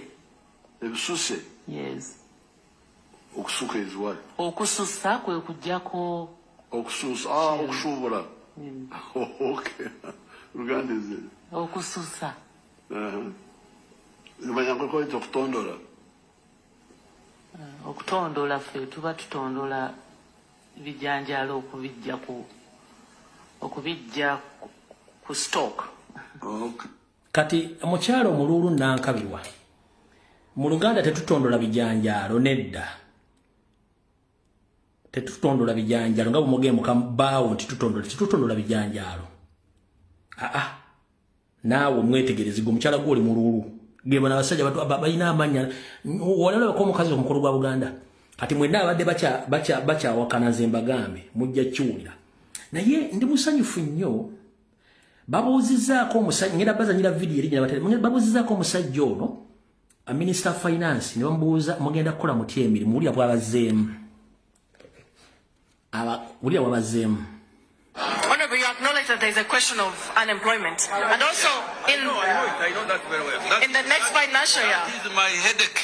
I don't sleep. Me, I wake up at 4 o'clock to read, to search, so that we can be able to see how do we help these youth to get a job. And we are not sleeping. The youth, please be patient. You will hear. Honorable, in the next financial year, you said you're going to create 840,000 jobs. How are you going to create them? Woo! There are so many things. Let me tell you. Let me first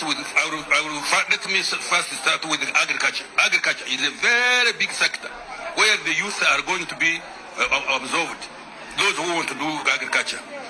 Oil is coming.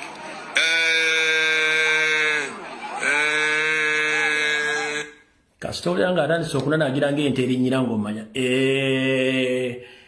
manya agenda kukulimba kuba tebiriyo. Kati Munnayuganda wenjagala obeere mugumu era oleme kulwana na Museveni wa wano. Video njitadde waye. Ozaka ngendeko eno nyinza okuba sajja uploadinze. Ngembe nkoze video butaja uploadinga. 1 minute.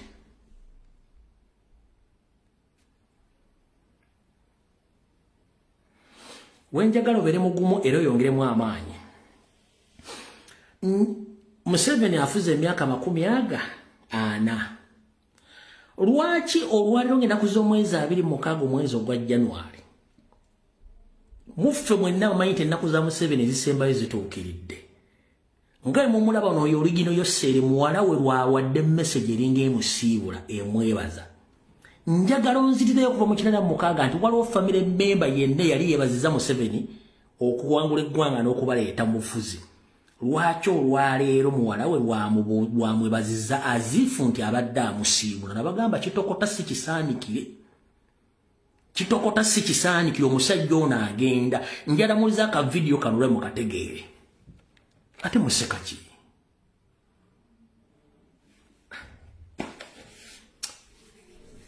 Tulimbya nnaku ate museka.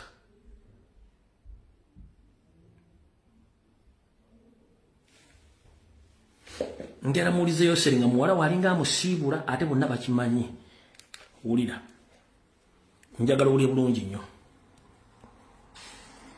So, I'm always asking questions. Ooh, you're I'm really asking questions and making jokes, but today I have a small statement to make.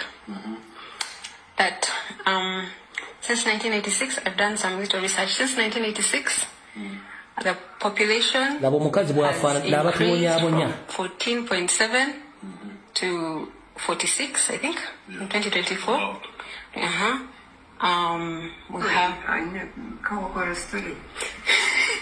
We have the youngest population, one of the youngest populations in the world.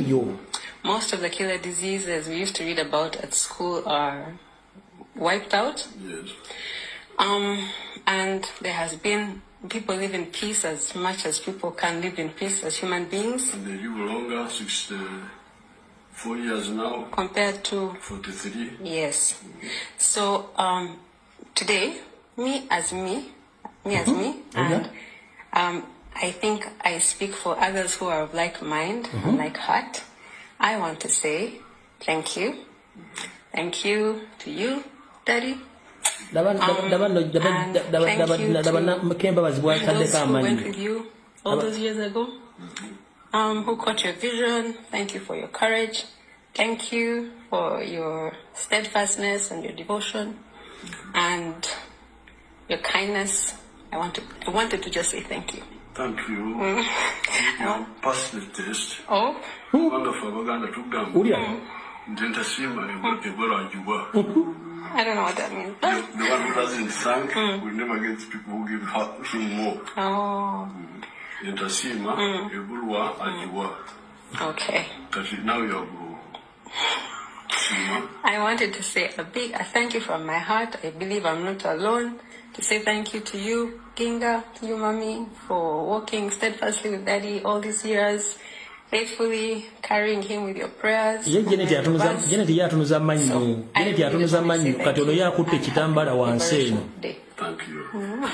you. That is finished. Kati kyenjagala mutekekesira omwami ono amukutte eno amutaddeko eki ono Janet kati yafuuse supportive object. Omwami akutte ekitambaala eno mukono guli omulala akutte ekitambaala kati yono Janet yataddeko mu kuseka oba okwogera okutunulatunuza amannyo. Kyenjagala mwetegereze kati njala mwetegereze facial expression olulimi lwa face, mwetegereze omubiri body shape. Kati mwenna ekibabuzaabuza ono gwe tulaba nga azze kuguzi maaki ng'atambula ayina amaanyi agajja luddawo n'abagamba dda bamukuba morphine balina ne painkillers morphine gwe eddagala batera okukuba emirambo oba eddagala bakuba erya painkiller omuntu n'oba nga towulira bulumi n'aba nga asobola nabaga bw'ava mu kamera bw'ati ng'omukono guwedde ono yesore kati bamukutte nga tebannamupimpinga bapimpinga kitegeera oba okumuntu okumukuba makeup mukuba eddagala n'aba nga amuloba nti w'amaanyi naye nga si w'amaanyi. Kati njala mutulira face ya Janet ntenagana amannyo mutunda guno omukono Janet gwakutte n'ekitambaala kyakutte eri ekitambaala ekyeru kati olyoka otegere nti bano abantu muddemu mwetegereze bulungi nnyo saagala aseka bino ebintu si byakuseka. So I'm always asking questions. I'm usually asking questions and making jokes, but today I have a small statement to make. That since 1986, I've done some little research. Since 1986, the population has increased from 14.7 to 46, I think, in 2024.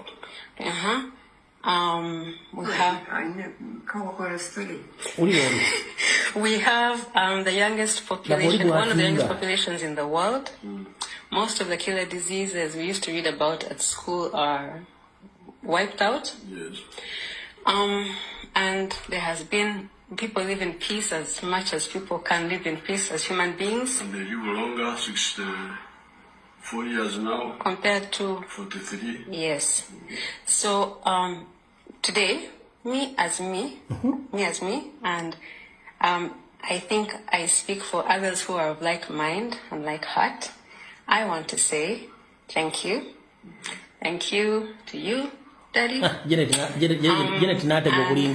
you to those who went with you all those years ago, who caught your vision. Thank you for your courage. Thank you for your steadfastness and your devotion.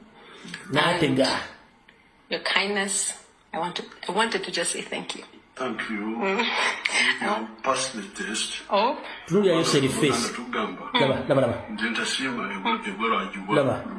I don't know what that means. The one who doesn't thank will never get people who give him more. Oh. Okay. Now you're Kati. Mwenna nabasomesa bwe tuba ne bajjajja bali myaka 8 plus ono wa 9 mu 2 jjajja aba ayogera nnyo amazima jjajja yeerabira abazzukulu babba amenvu babba sukaali jjajja lumu abatalu aluzinga ne focus nga takyalaba kati nabano ya advantage bakozesa okubba amataka okubba sente okubba buli kimu bamusayiningisa buli kimu kye baagala kati zonna stories zimwe related ku family ero zonna ntuufu waliwo okulyayanira okutwala obu naye ng'ate bakimanyi bulungi nnyo forces zibaga muve mu ggwanga nnyingi nnyo naye njagala musooke mutunuulire nnyo mufokasinge ku deployment y'amagye mu Uganda wokka yegenda okuwa ekifaananyi nti bano balina abantu ekintu kye batya era kye batamanyi kiggwadde kitandikira wa kivaawa ye deployment eyo ekikulu kya byonna kyekiriwa Katonda akummanga obugagga wala n'akuwa okutegera n'okumanya Katonda yamagye nti omwana omuwala teyali nsobi Katonda n'awa Salimu Sale omwana Muhoozi Kanyerugaba naye n'amuwa nkiyite ntya n'amuwa Settaala abaali bakuliddeko mu kyalo Settaala mummanyi Muhoozi Settaala bonna bandiyagadde omuntu agenda okwongera obukulembeze bwabwe ng'omwana ategera naye omwana yafuuka ekyambika kati kyekizibu famire yonna nfu nono enyini abadde abuuza wabadde akutta akatambi ng'alikodinga taata we ne nnyina omuwulira enjogera gy'ayogera ana naagira alinga atayogera Luzungu kati wenjagala n'okutegeeza nti bano si bannamwe bajja kuwamba njagala notera vidiyo emu Janet ng'ayogera Oluganda sentence 3 njagala notera vidiyo 2 oba emu n'ekitundu nga Didigi ayogera Oluganda njagala notera vidiyo emu nga Didigi ayambadde kanzu oba Janet nga yeesibye gomesi ne Museveni yasembayo kwambala ekkanzu ndoza yali azina mbulanga kumuwe tebabaagalangako bano bali mu nsi gye baawamba kati yensobola kimbagamba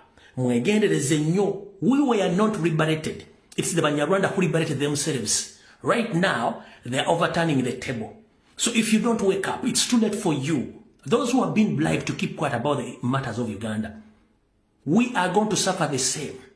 But lucky enough for us, we shall keep on alarming wake up Ugandans. But for you, because you were paid, you will keep quiet, but you will lose each and everything you have in that country if you don't join the struggle. You are enjoying the taxpayers' money. That is corruption. Because corruption doesn't have receipt. Obuli bw'enguzi tebubairako receipt. Sente ze bakuwa zonna bakuwaza bumenyi bw'amateeka. Musituke mulwanirire eggwanga lyammwe. Buli kuba sente mu diaspora musime eyo nsi yo toyinaayo nsi ndala. Trump yabagambye ngenda kugoba zi aliyoni jjajja oli aliyoni ali awo gwatayina mpapula. Nyongera okukujikiza alina empapula oli mupangisa kubanga okyalina gy'osasula emisolo okyagisasula bwe ginaakuggwako emisolo gyabwe ojja kuba tokyalina mugaso naye nga Uganda ojja kuba okyalina omugaso kitegeeza nti oli mupangisa. Otegedde bulungi? Mumambuka mbaserengeta mu bukiikaddyo ewammwe wasigala wammwe east or west home is best you Ugandan. Sooka weebuuze abasajja bano abatayanga enswere zinoonya ffena ayengedde banoonya ki okwetola East ne Central Africa? Bali Burundi, bali Rwanda, bali Tanzania, bali Uganda, bagenda Congo, bagenze South Africa. Uganda yonna bagitambula. East Africa banoonya ki mmwe mwabaki bannannyini nsi? Ndowooza kitegedde. Esigadde dakiika 3. Njala kuyisaawo nakano kanka basomere mu Luzungu munabateeka omwangambye basomere akantu kano mukategeere bulungi nga sinagenda ku kirala. Angambye basomere akantu kano mu Luzungu. Angambye in Uganda, President has the power to make law through statutory instrument provided for the Constitution. However, the legal basis for the issuing executive order is not explicitly stated in the Constitution. Akugambye nti omukulembeze n'abali mu ntebe mu ggwanga lya Uganda alina akawaayiro kasobola okuyitamu ng'ayisa mu buyinza okubaako byayisawo ng'omuntu naye ng'ebintu bino biri mu Constitution ya Uganda. N'akugamba ate era nti newankubadde babiyisizaawo birina okubanga ebiragiro byayisa biri mu ssemateeka nga byawandiikibwamu ssemateeka so si ye byayagadde ng'omuntu. Nagamba, according to the Article 98 of the Constitution, the President has executive authority which can only be exercised in accordance with the Constitution. Akugambye mu kawairo 98 akassemateeka w'eggwanga, omukulembeze n'aba aliko akola ekiragiro ky'eng'omuntu ayinza okukikola naye ng'asinziira mu ssemateeka wa Uganda. Olya bulungi nnyo ng'amateeka bwe galagira aga Uganda. This implies the executive order must be grounded in exercise rules or constitutional provisions. Bagenda nti byayogera byonna ne byatadde byonna birina okuba ng'asinziira ku mateeka amawandiika agali mu ssemateeka ya Uganda so si ye kukola biki byayagala. The High Court of Uganda has held that the presidential directive are self-enforcing. Nti kooti ensukulu mu Uganda ekugamba nti omukulembeze yenna ali mu office wawa ebiragiro bye ng'omuntu bibeerebe mu nkola aba bikoze ye ng'omuntu so si mu mateeka g'eggwanga bagalagira. Nakugamba, however, this ruling has been contested and the Court of Appeal has previously held the presidential directive not enhanced in the legalization have no force of law.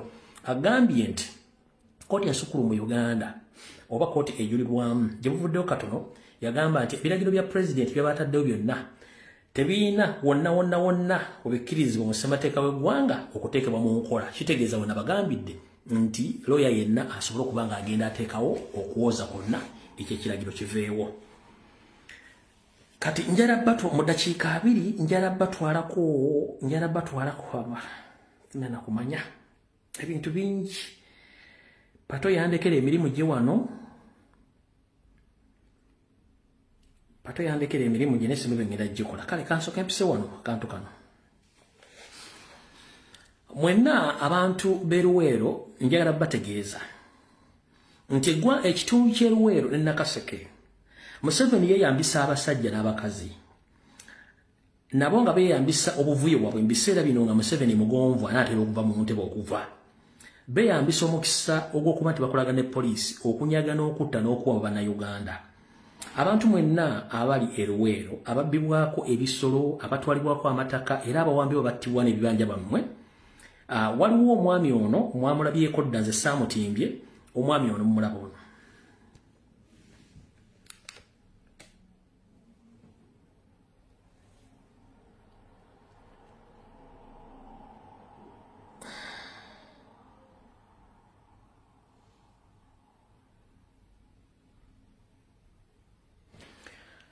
Omwami oyo mwenna ab'e Nakaseke Luweero omwami mumulaba bulungi nnyo. Omwami oyo amanya ge ye Kasoma Zaake. Kasoma Zaake awangalira mu bitundu by'e Luweero Nakaseke. Kasoma Zaake ono mukubba ente, embuzi, ebisolo talina mukwatira nsawo. Mukubba amataka omuli ebibanja eby'abannansi talina mukwatira mwana. Naye ng'omukulu ono asula kawempe. Naye ng'effujjo lyonna likolera Nakaseke. Kale mwenna abantu b'e Kawempe omwami ono mumanyi mutegeeze nti wamutegedde era ensi mutegedde temukubakola effujjo. Bamuyita Kasoma Zaake, mukozi wa ffujjo mu bitundu eby'e Luweero. Alright. Kati katugendeko ko e Congo emirimu muganda wange Pato gye yandekera simanyi lwaki taddala akola emirimu gye. Alright. Wetwogerera abantu abali ku luguudo okuva e Busia okuyingira Uganda n'abali Bukoba Tanzania ku boda eyo mulaba ebyokulwanyisa ebiyingira eggwanga Uganda. Ebyokulwanyisa ebyo bikozesebwa ensi bbiri omuli Uganda ne Rwanda era byagula ebyokulwanyisa bino. Ebyokulwanyisa bino bigenda kulwana ntalo Congo kusimbiza mu w'omusolo. Kati kansooke nkusigira ekifaananyi. Mubadde mulaba waddanga Didigi Tere Drinking General tweet z'abadde akola nga ategeeza abamagulu meeru abalwanyi okuva mu bitundu mu ggwanga ly'e Congo ba machineries. Era n'agamba nti tasobola kuva mu Baganda aba M23 Abanyarwanda abalwanyisa Congo. Bino byonna abadde abasindikira obubaka nga temumanyi. Mujjukira nabagamba Kagamba Paulo Kagame Pirato ne mukulu we Museveni bakyakozesa enkola emu yeri enkadde yabuzaabuza ofuge wanaakugamba munnaye tuli bwetuti manya nti kyazzaako ogenda kutta waga nti awe musonyiye manya nti kubira lwawe nti nfudde bagenda kutta.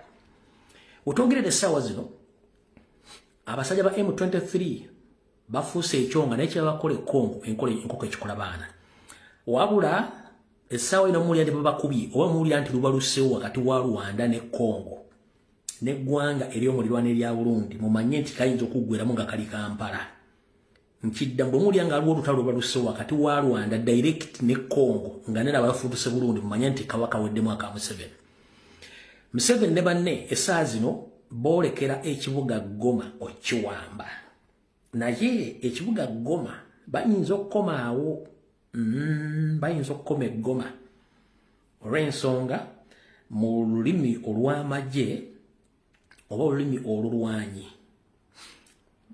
mu balwanyi mu lutalo batega nnyo obunyeebwa kati olw'okuba nti bano balina kawo mentality bayinza okubatega akanyeebwa ne bawamba Goma naye ekinava mu kuwamba Goma mujja kiwuya wabula bwe twogerera abantu bangi bannansi ba Congo battiddwa abalala baziikiddwa mu birindi nga ekibatta ggwanga lya Uganda n'erya Rwanda nga bakozesa ekibinja ky'abasirikale aba M23 abayeekera era nga ne Muhoozi yennyini akimanyiko bulungi nnyo abansonga adde akola tweets ezo newe yasabira akasiriivu ka ssente si kaakukola mulimu ki kabadde kaakutwala ki byakulwanyisa na kusasula abasirikale abali eyo yensonga lwaki babasaba supplementary budgets buli kaseera mu parliament ne muwaayo ssente z'omuwa omusolo olw'ensonga bali mu kulwana lutale Congo. Wetwogerera essaawa zino ngenda bawako ku footage omu nga abasajja ba M23 bakutte ebyokulwanyisa naye nga abakongo bagezaako okulwana naye nga mbagambye akanyeebwa kali mu kalinde kamujja kukalaba essaawa zino bino zimu ku footage mimujali ja pato ne munnange yagindekera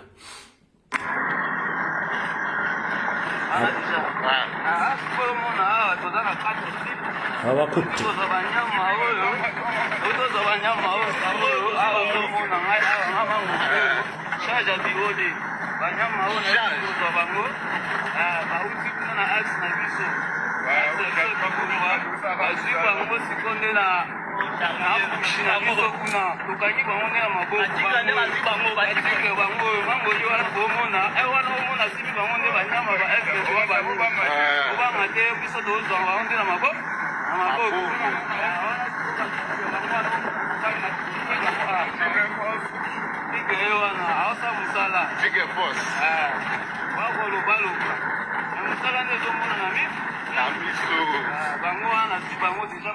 video buwanvuwanvu saala bumalira budde ate ng'obudde tulina butono. Tout est bien fort spécial. Balinette, banini, badash one. Il arme la dash one, il faut tuende itafuta kule chini. Tutarudia tena, tutakuta tena bamori ngine pale. Bamori tutakuta tena. Mimi nakwambia tutakuta bamori pale. Mvalishe nguo bien. Chua nionyeshe kisi bwana mvalishe nguo. Unatunza tena pale? Mutunze bien.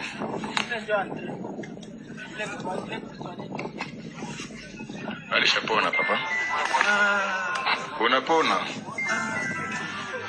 DH inatoblige kumtraiter, faut kumtraiter. Faut kumtraiter. Wezi kumunini.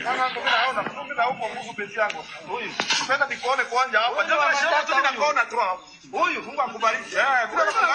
Mimi namuona. Mimi nakuona Betia, tunga niko na espoir. Unamuona?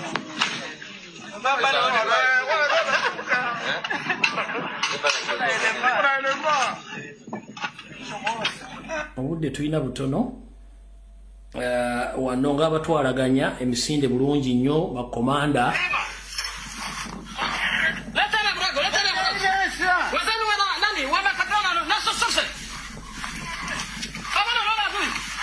Kamanda General Ngomanzito ambaye anajielekeza kwa Minembwe kusaidia guvernema na jeshi wake wengi sana, majeshi mengi sana ukijielekeza kwa Minembwe. Correct.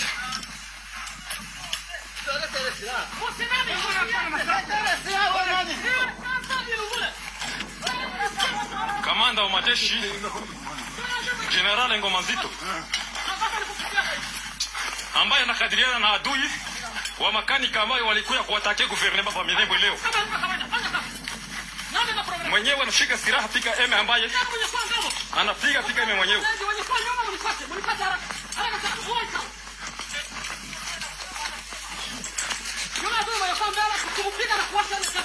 Hizi kabisa tunaingia pa viziba pembeni ya Kabingo.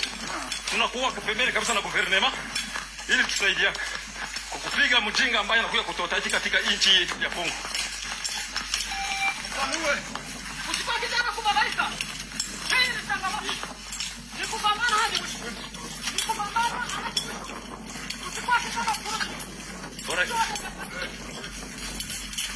Hakuna kulala leo kabisa. Leo ni moto mpaka Minembwe.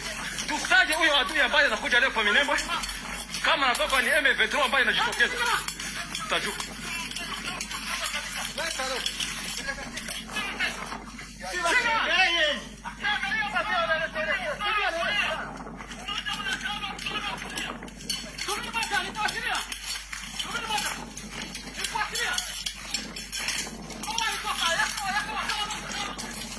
Merci. Obudde tulina butono nnyo naye babakuba olukuba. Baba kuba.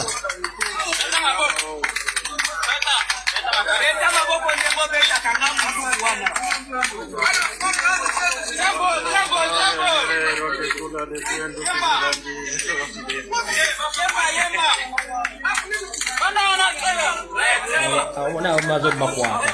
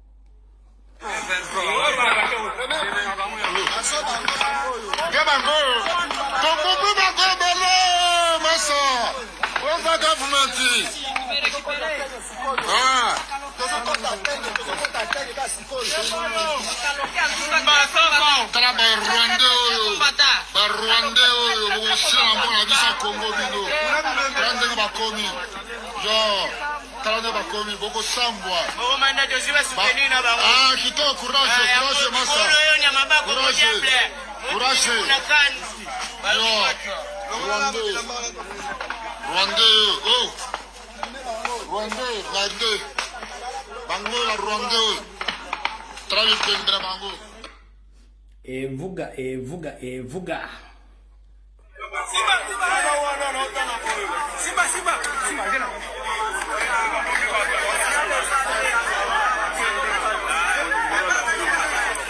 Mituke como ukende etonda ki deja a na kichumbiro general asi aleki akei ba jipe na yende ezokende tala na distance ya mulai kuna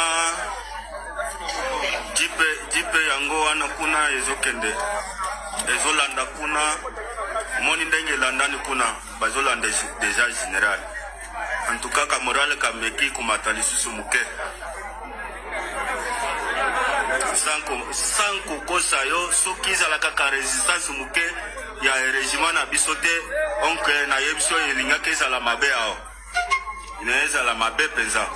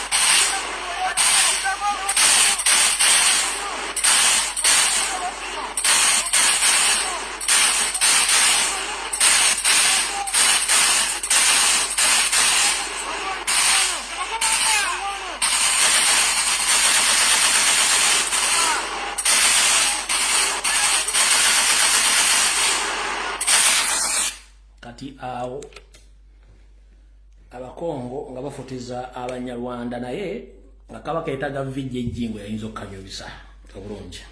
Kati bino ebyo bengenda okwogera mu ddakiika 10 zisembayo mbasiibule.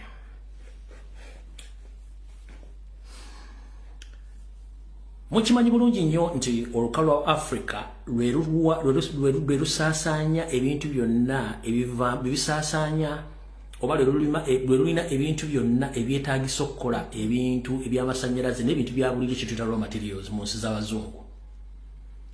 Naye ng'omuzungu tasobola kukwata ssente zino n'agula bintu bino katale. Kyalina okukola kwe kuteeka entalo mu lukalu lwa Africa okusigala nga awo abaddugavu batasobola kutuula kwefumiitiriza. Lwaki abaddugavu babeera mu ntalo?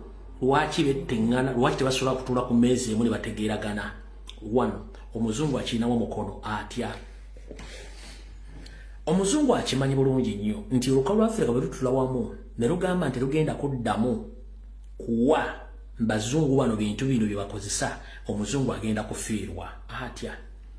Ngera kubuuzaayo kampuni ezikola emmundu mu nsi yonna, emmundu zandibadde zizitunda luddawa nga kampuni ezikola emmundu z'abazungu.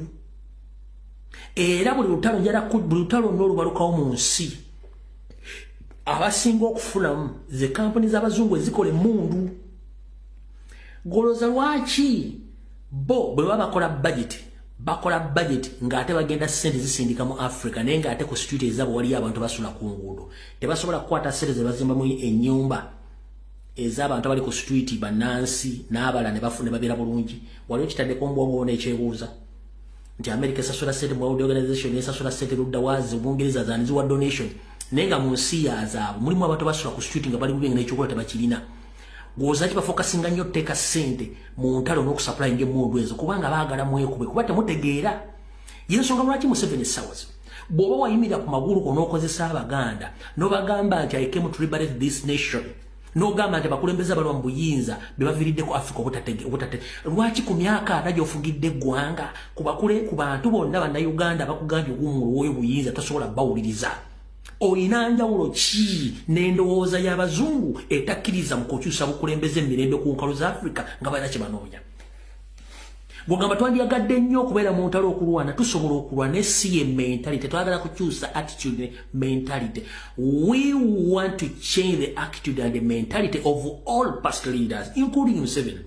Fighting or kill each other doesn't yield any profit on this planet Earth.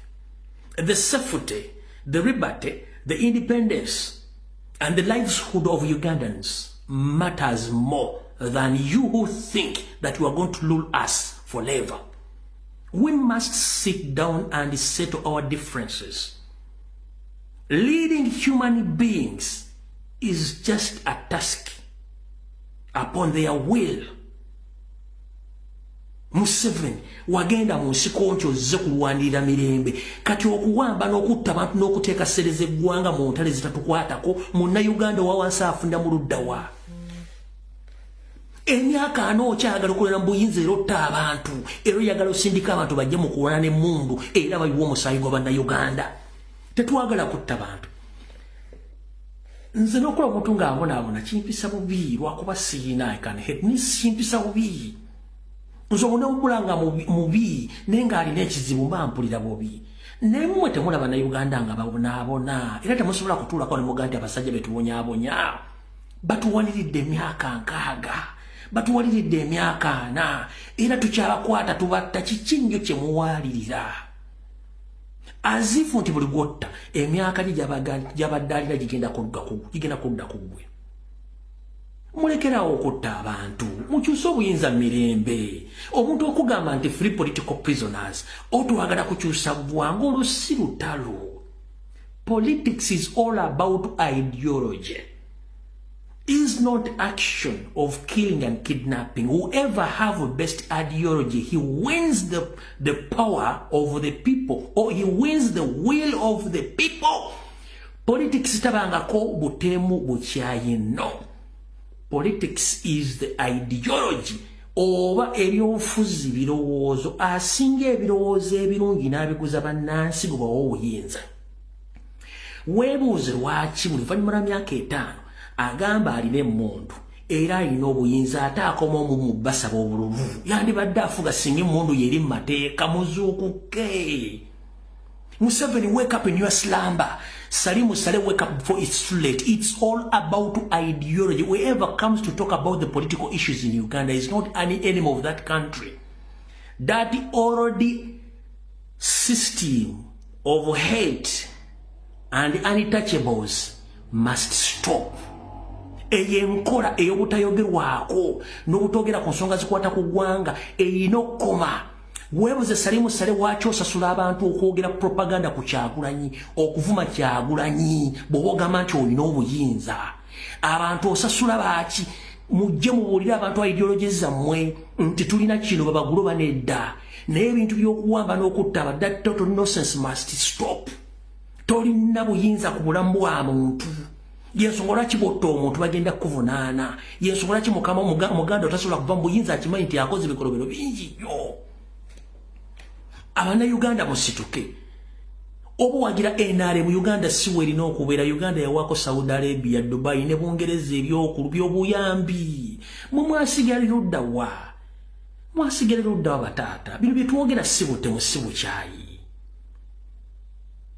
Ebyobufuzi, it's all about ideology. Ebirowoozo by'oguza abantu si kulwana si kuwamba.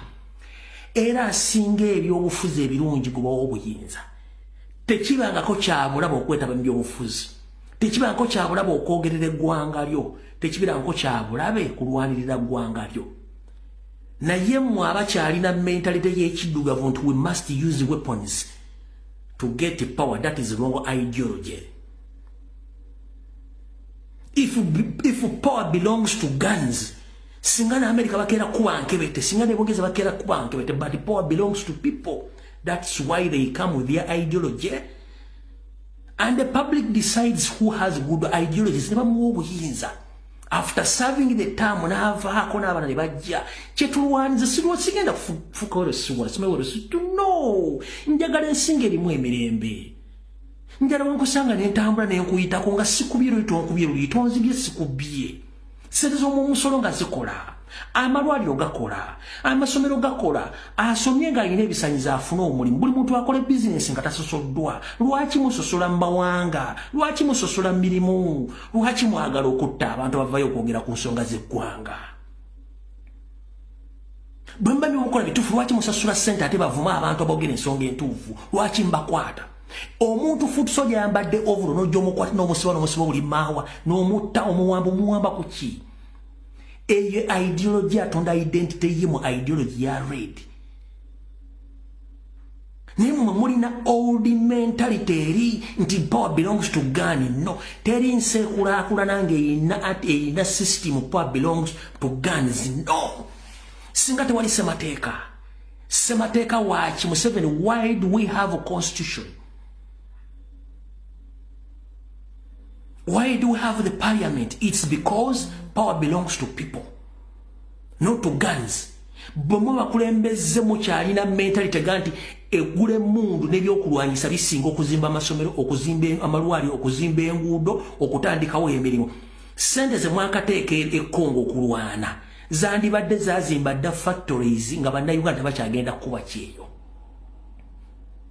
Sente ze mwateeka Rwanda zandibadde zakulaakulanya dda Uganda nga bannayuganda bakyetaaga genda Saudi Arabia, genda mu America. No, Uganda nsi nnungi eringa omukazi kaalaala naye bambi abagikwana bubi baali tebajagalirako ddala bagitinkudde buli ekyetaagisa ne bw'ogikuba makeup tekyasobola kunyirira kubanga beeyagaliza bokka mukendeeza obusungu muweeyo obulamu bw'abantu babuddiza emikono gy'abantu nze ne bw'onoozi tejja kuvaayo abalala ate jjukira n'abakuwagira mubakosa nabo bajja kukyuka babagenda kyemukola kikyamu nabo mugenda batta no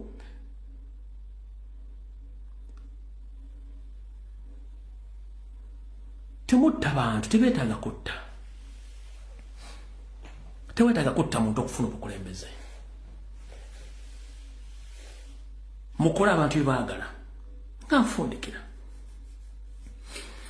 bw'aba Kyagulanyi mubi Luwumbuje mubi n'abalala babi bye boogerako bikoze njagala onkolera amasomero mu ggwanga omwo nkomewo njogere ku masomero omuntu wala butwazi butabika njagala onkolera amalwaliro nkomewo njogere ku malwaliro tegaliiwo ontwale butabika njagala onkolera ebyenfuna nga bitambula bulungi nzije nziremu mbyogere ntwale butabika obwonsibe njagala ontere ebyobufuzi nga buli omu ayogera kyalabye atambula agende nzije nziremu ndeekaane njagala ng'omuntu tomusosola buli muna Uganda afuna kyalina okufuna tule bwe naddamu okuleekaanano temutegana ku spendinga ssente nga mukwata mutta mutemula abantu mubegera bwerere munnayuganda teyeetaaga kubega bubawe service provide service to Uganda, that is all.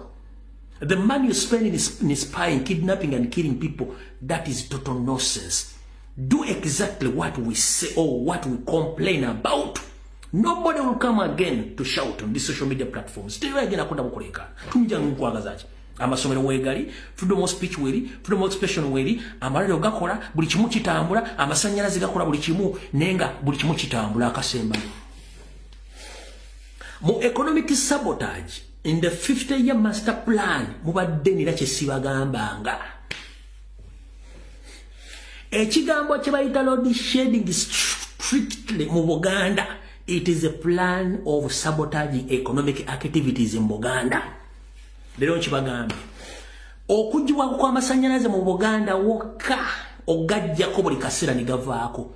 Kye kimu ku bikolo eby'okutataaganya ebyenfuna mu Baganda wano. Mubadde temukitegeeranga nkiddamu. Road shedding in Buganda strictly is an economic sabotage which was well planned in the 50-year master plan. Amasanyalaze ne gamala ennaku ne awomugabana n'omwezi owala ne gagendera ddala bakikola kagenderere ng'omukadde akogga kutta byanfuna mu Buganda wokka mu bitundu ebirala amasanyalaze gabeerawo. Load shedding is part of economic sabotage under the 50-year master plan. Mbadde temukimanyi gavaako galagawa. Kenya gye bagatunda gavaako. Rwanda gye bagatunda gavaako. Tanzania gye bagatunda gavaako. Oba South Sudan gye bagatunda gavaako. Gava ludawa. Gava mu kituli kyekimu. Gava ku ddaamu yeemu. Lwaki mu Buganda gavaako? It's an economic sabotage. Ne mbadde temukimanyi. Ati gagenze munnange. Tunakola ki? No, it's an economic sabotage. Load shedding. Kino abassa amataago amafirigi erimu amata abagasi. Abawocha holdingi ababase. Abalina ebibale bya firimu ababise. Abasse buli kimu ekikozesa amasanyalaze ne bwe kimala essaawa 12 mu masanyalaze tegaliiko. Ebintu biwandikoledde mu ssaawa 12 ng'okozesa amasanyalaze. Bulijjo temusobola kirowoozaako. It is part of the economic sabotage. Mbadde temukitegeeranga. Era mulinaze nje nkibasomesa, no problem. Nakyo nkibagambye. Mukitegedde. Nabaddiza video ya 50-year master plan giri ku YouTube channel yange ndaddamu ndazemu na jiro loading nabagambye tojjukanye. Eno ngenda gissa neri muddemu gira mutegeere mujja tegeera mpola mpola nga amagezi gazze kuba mbadde mukimanyi.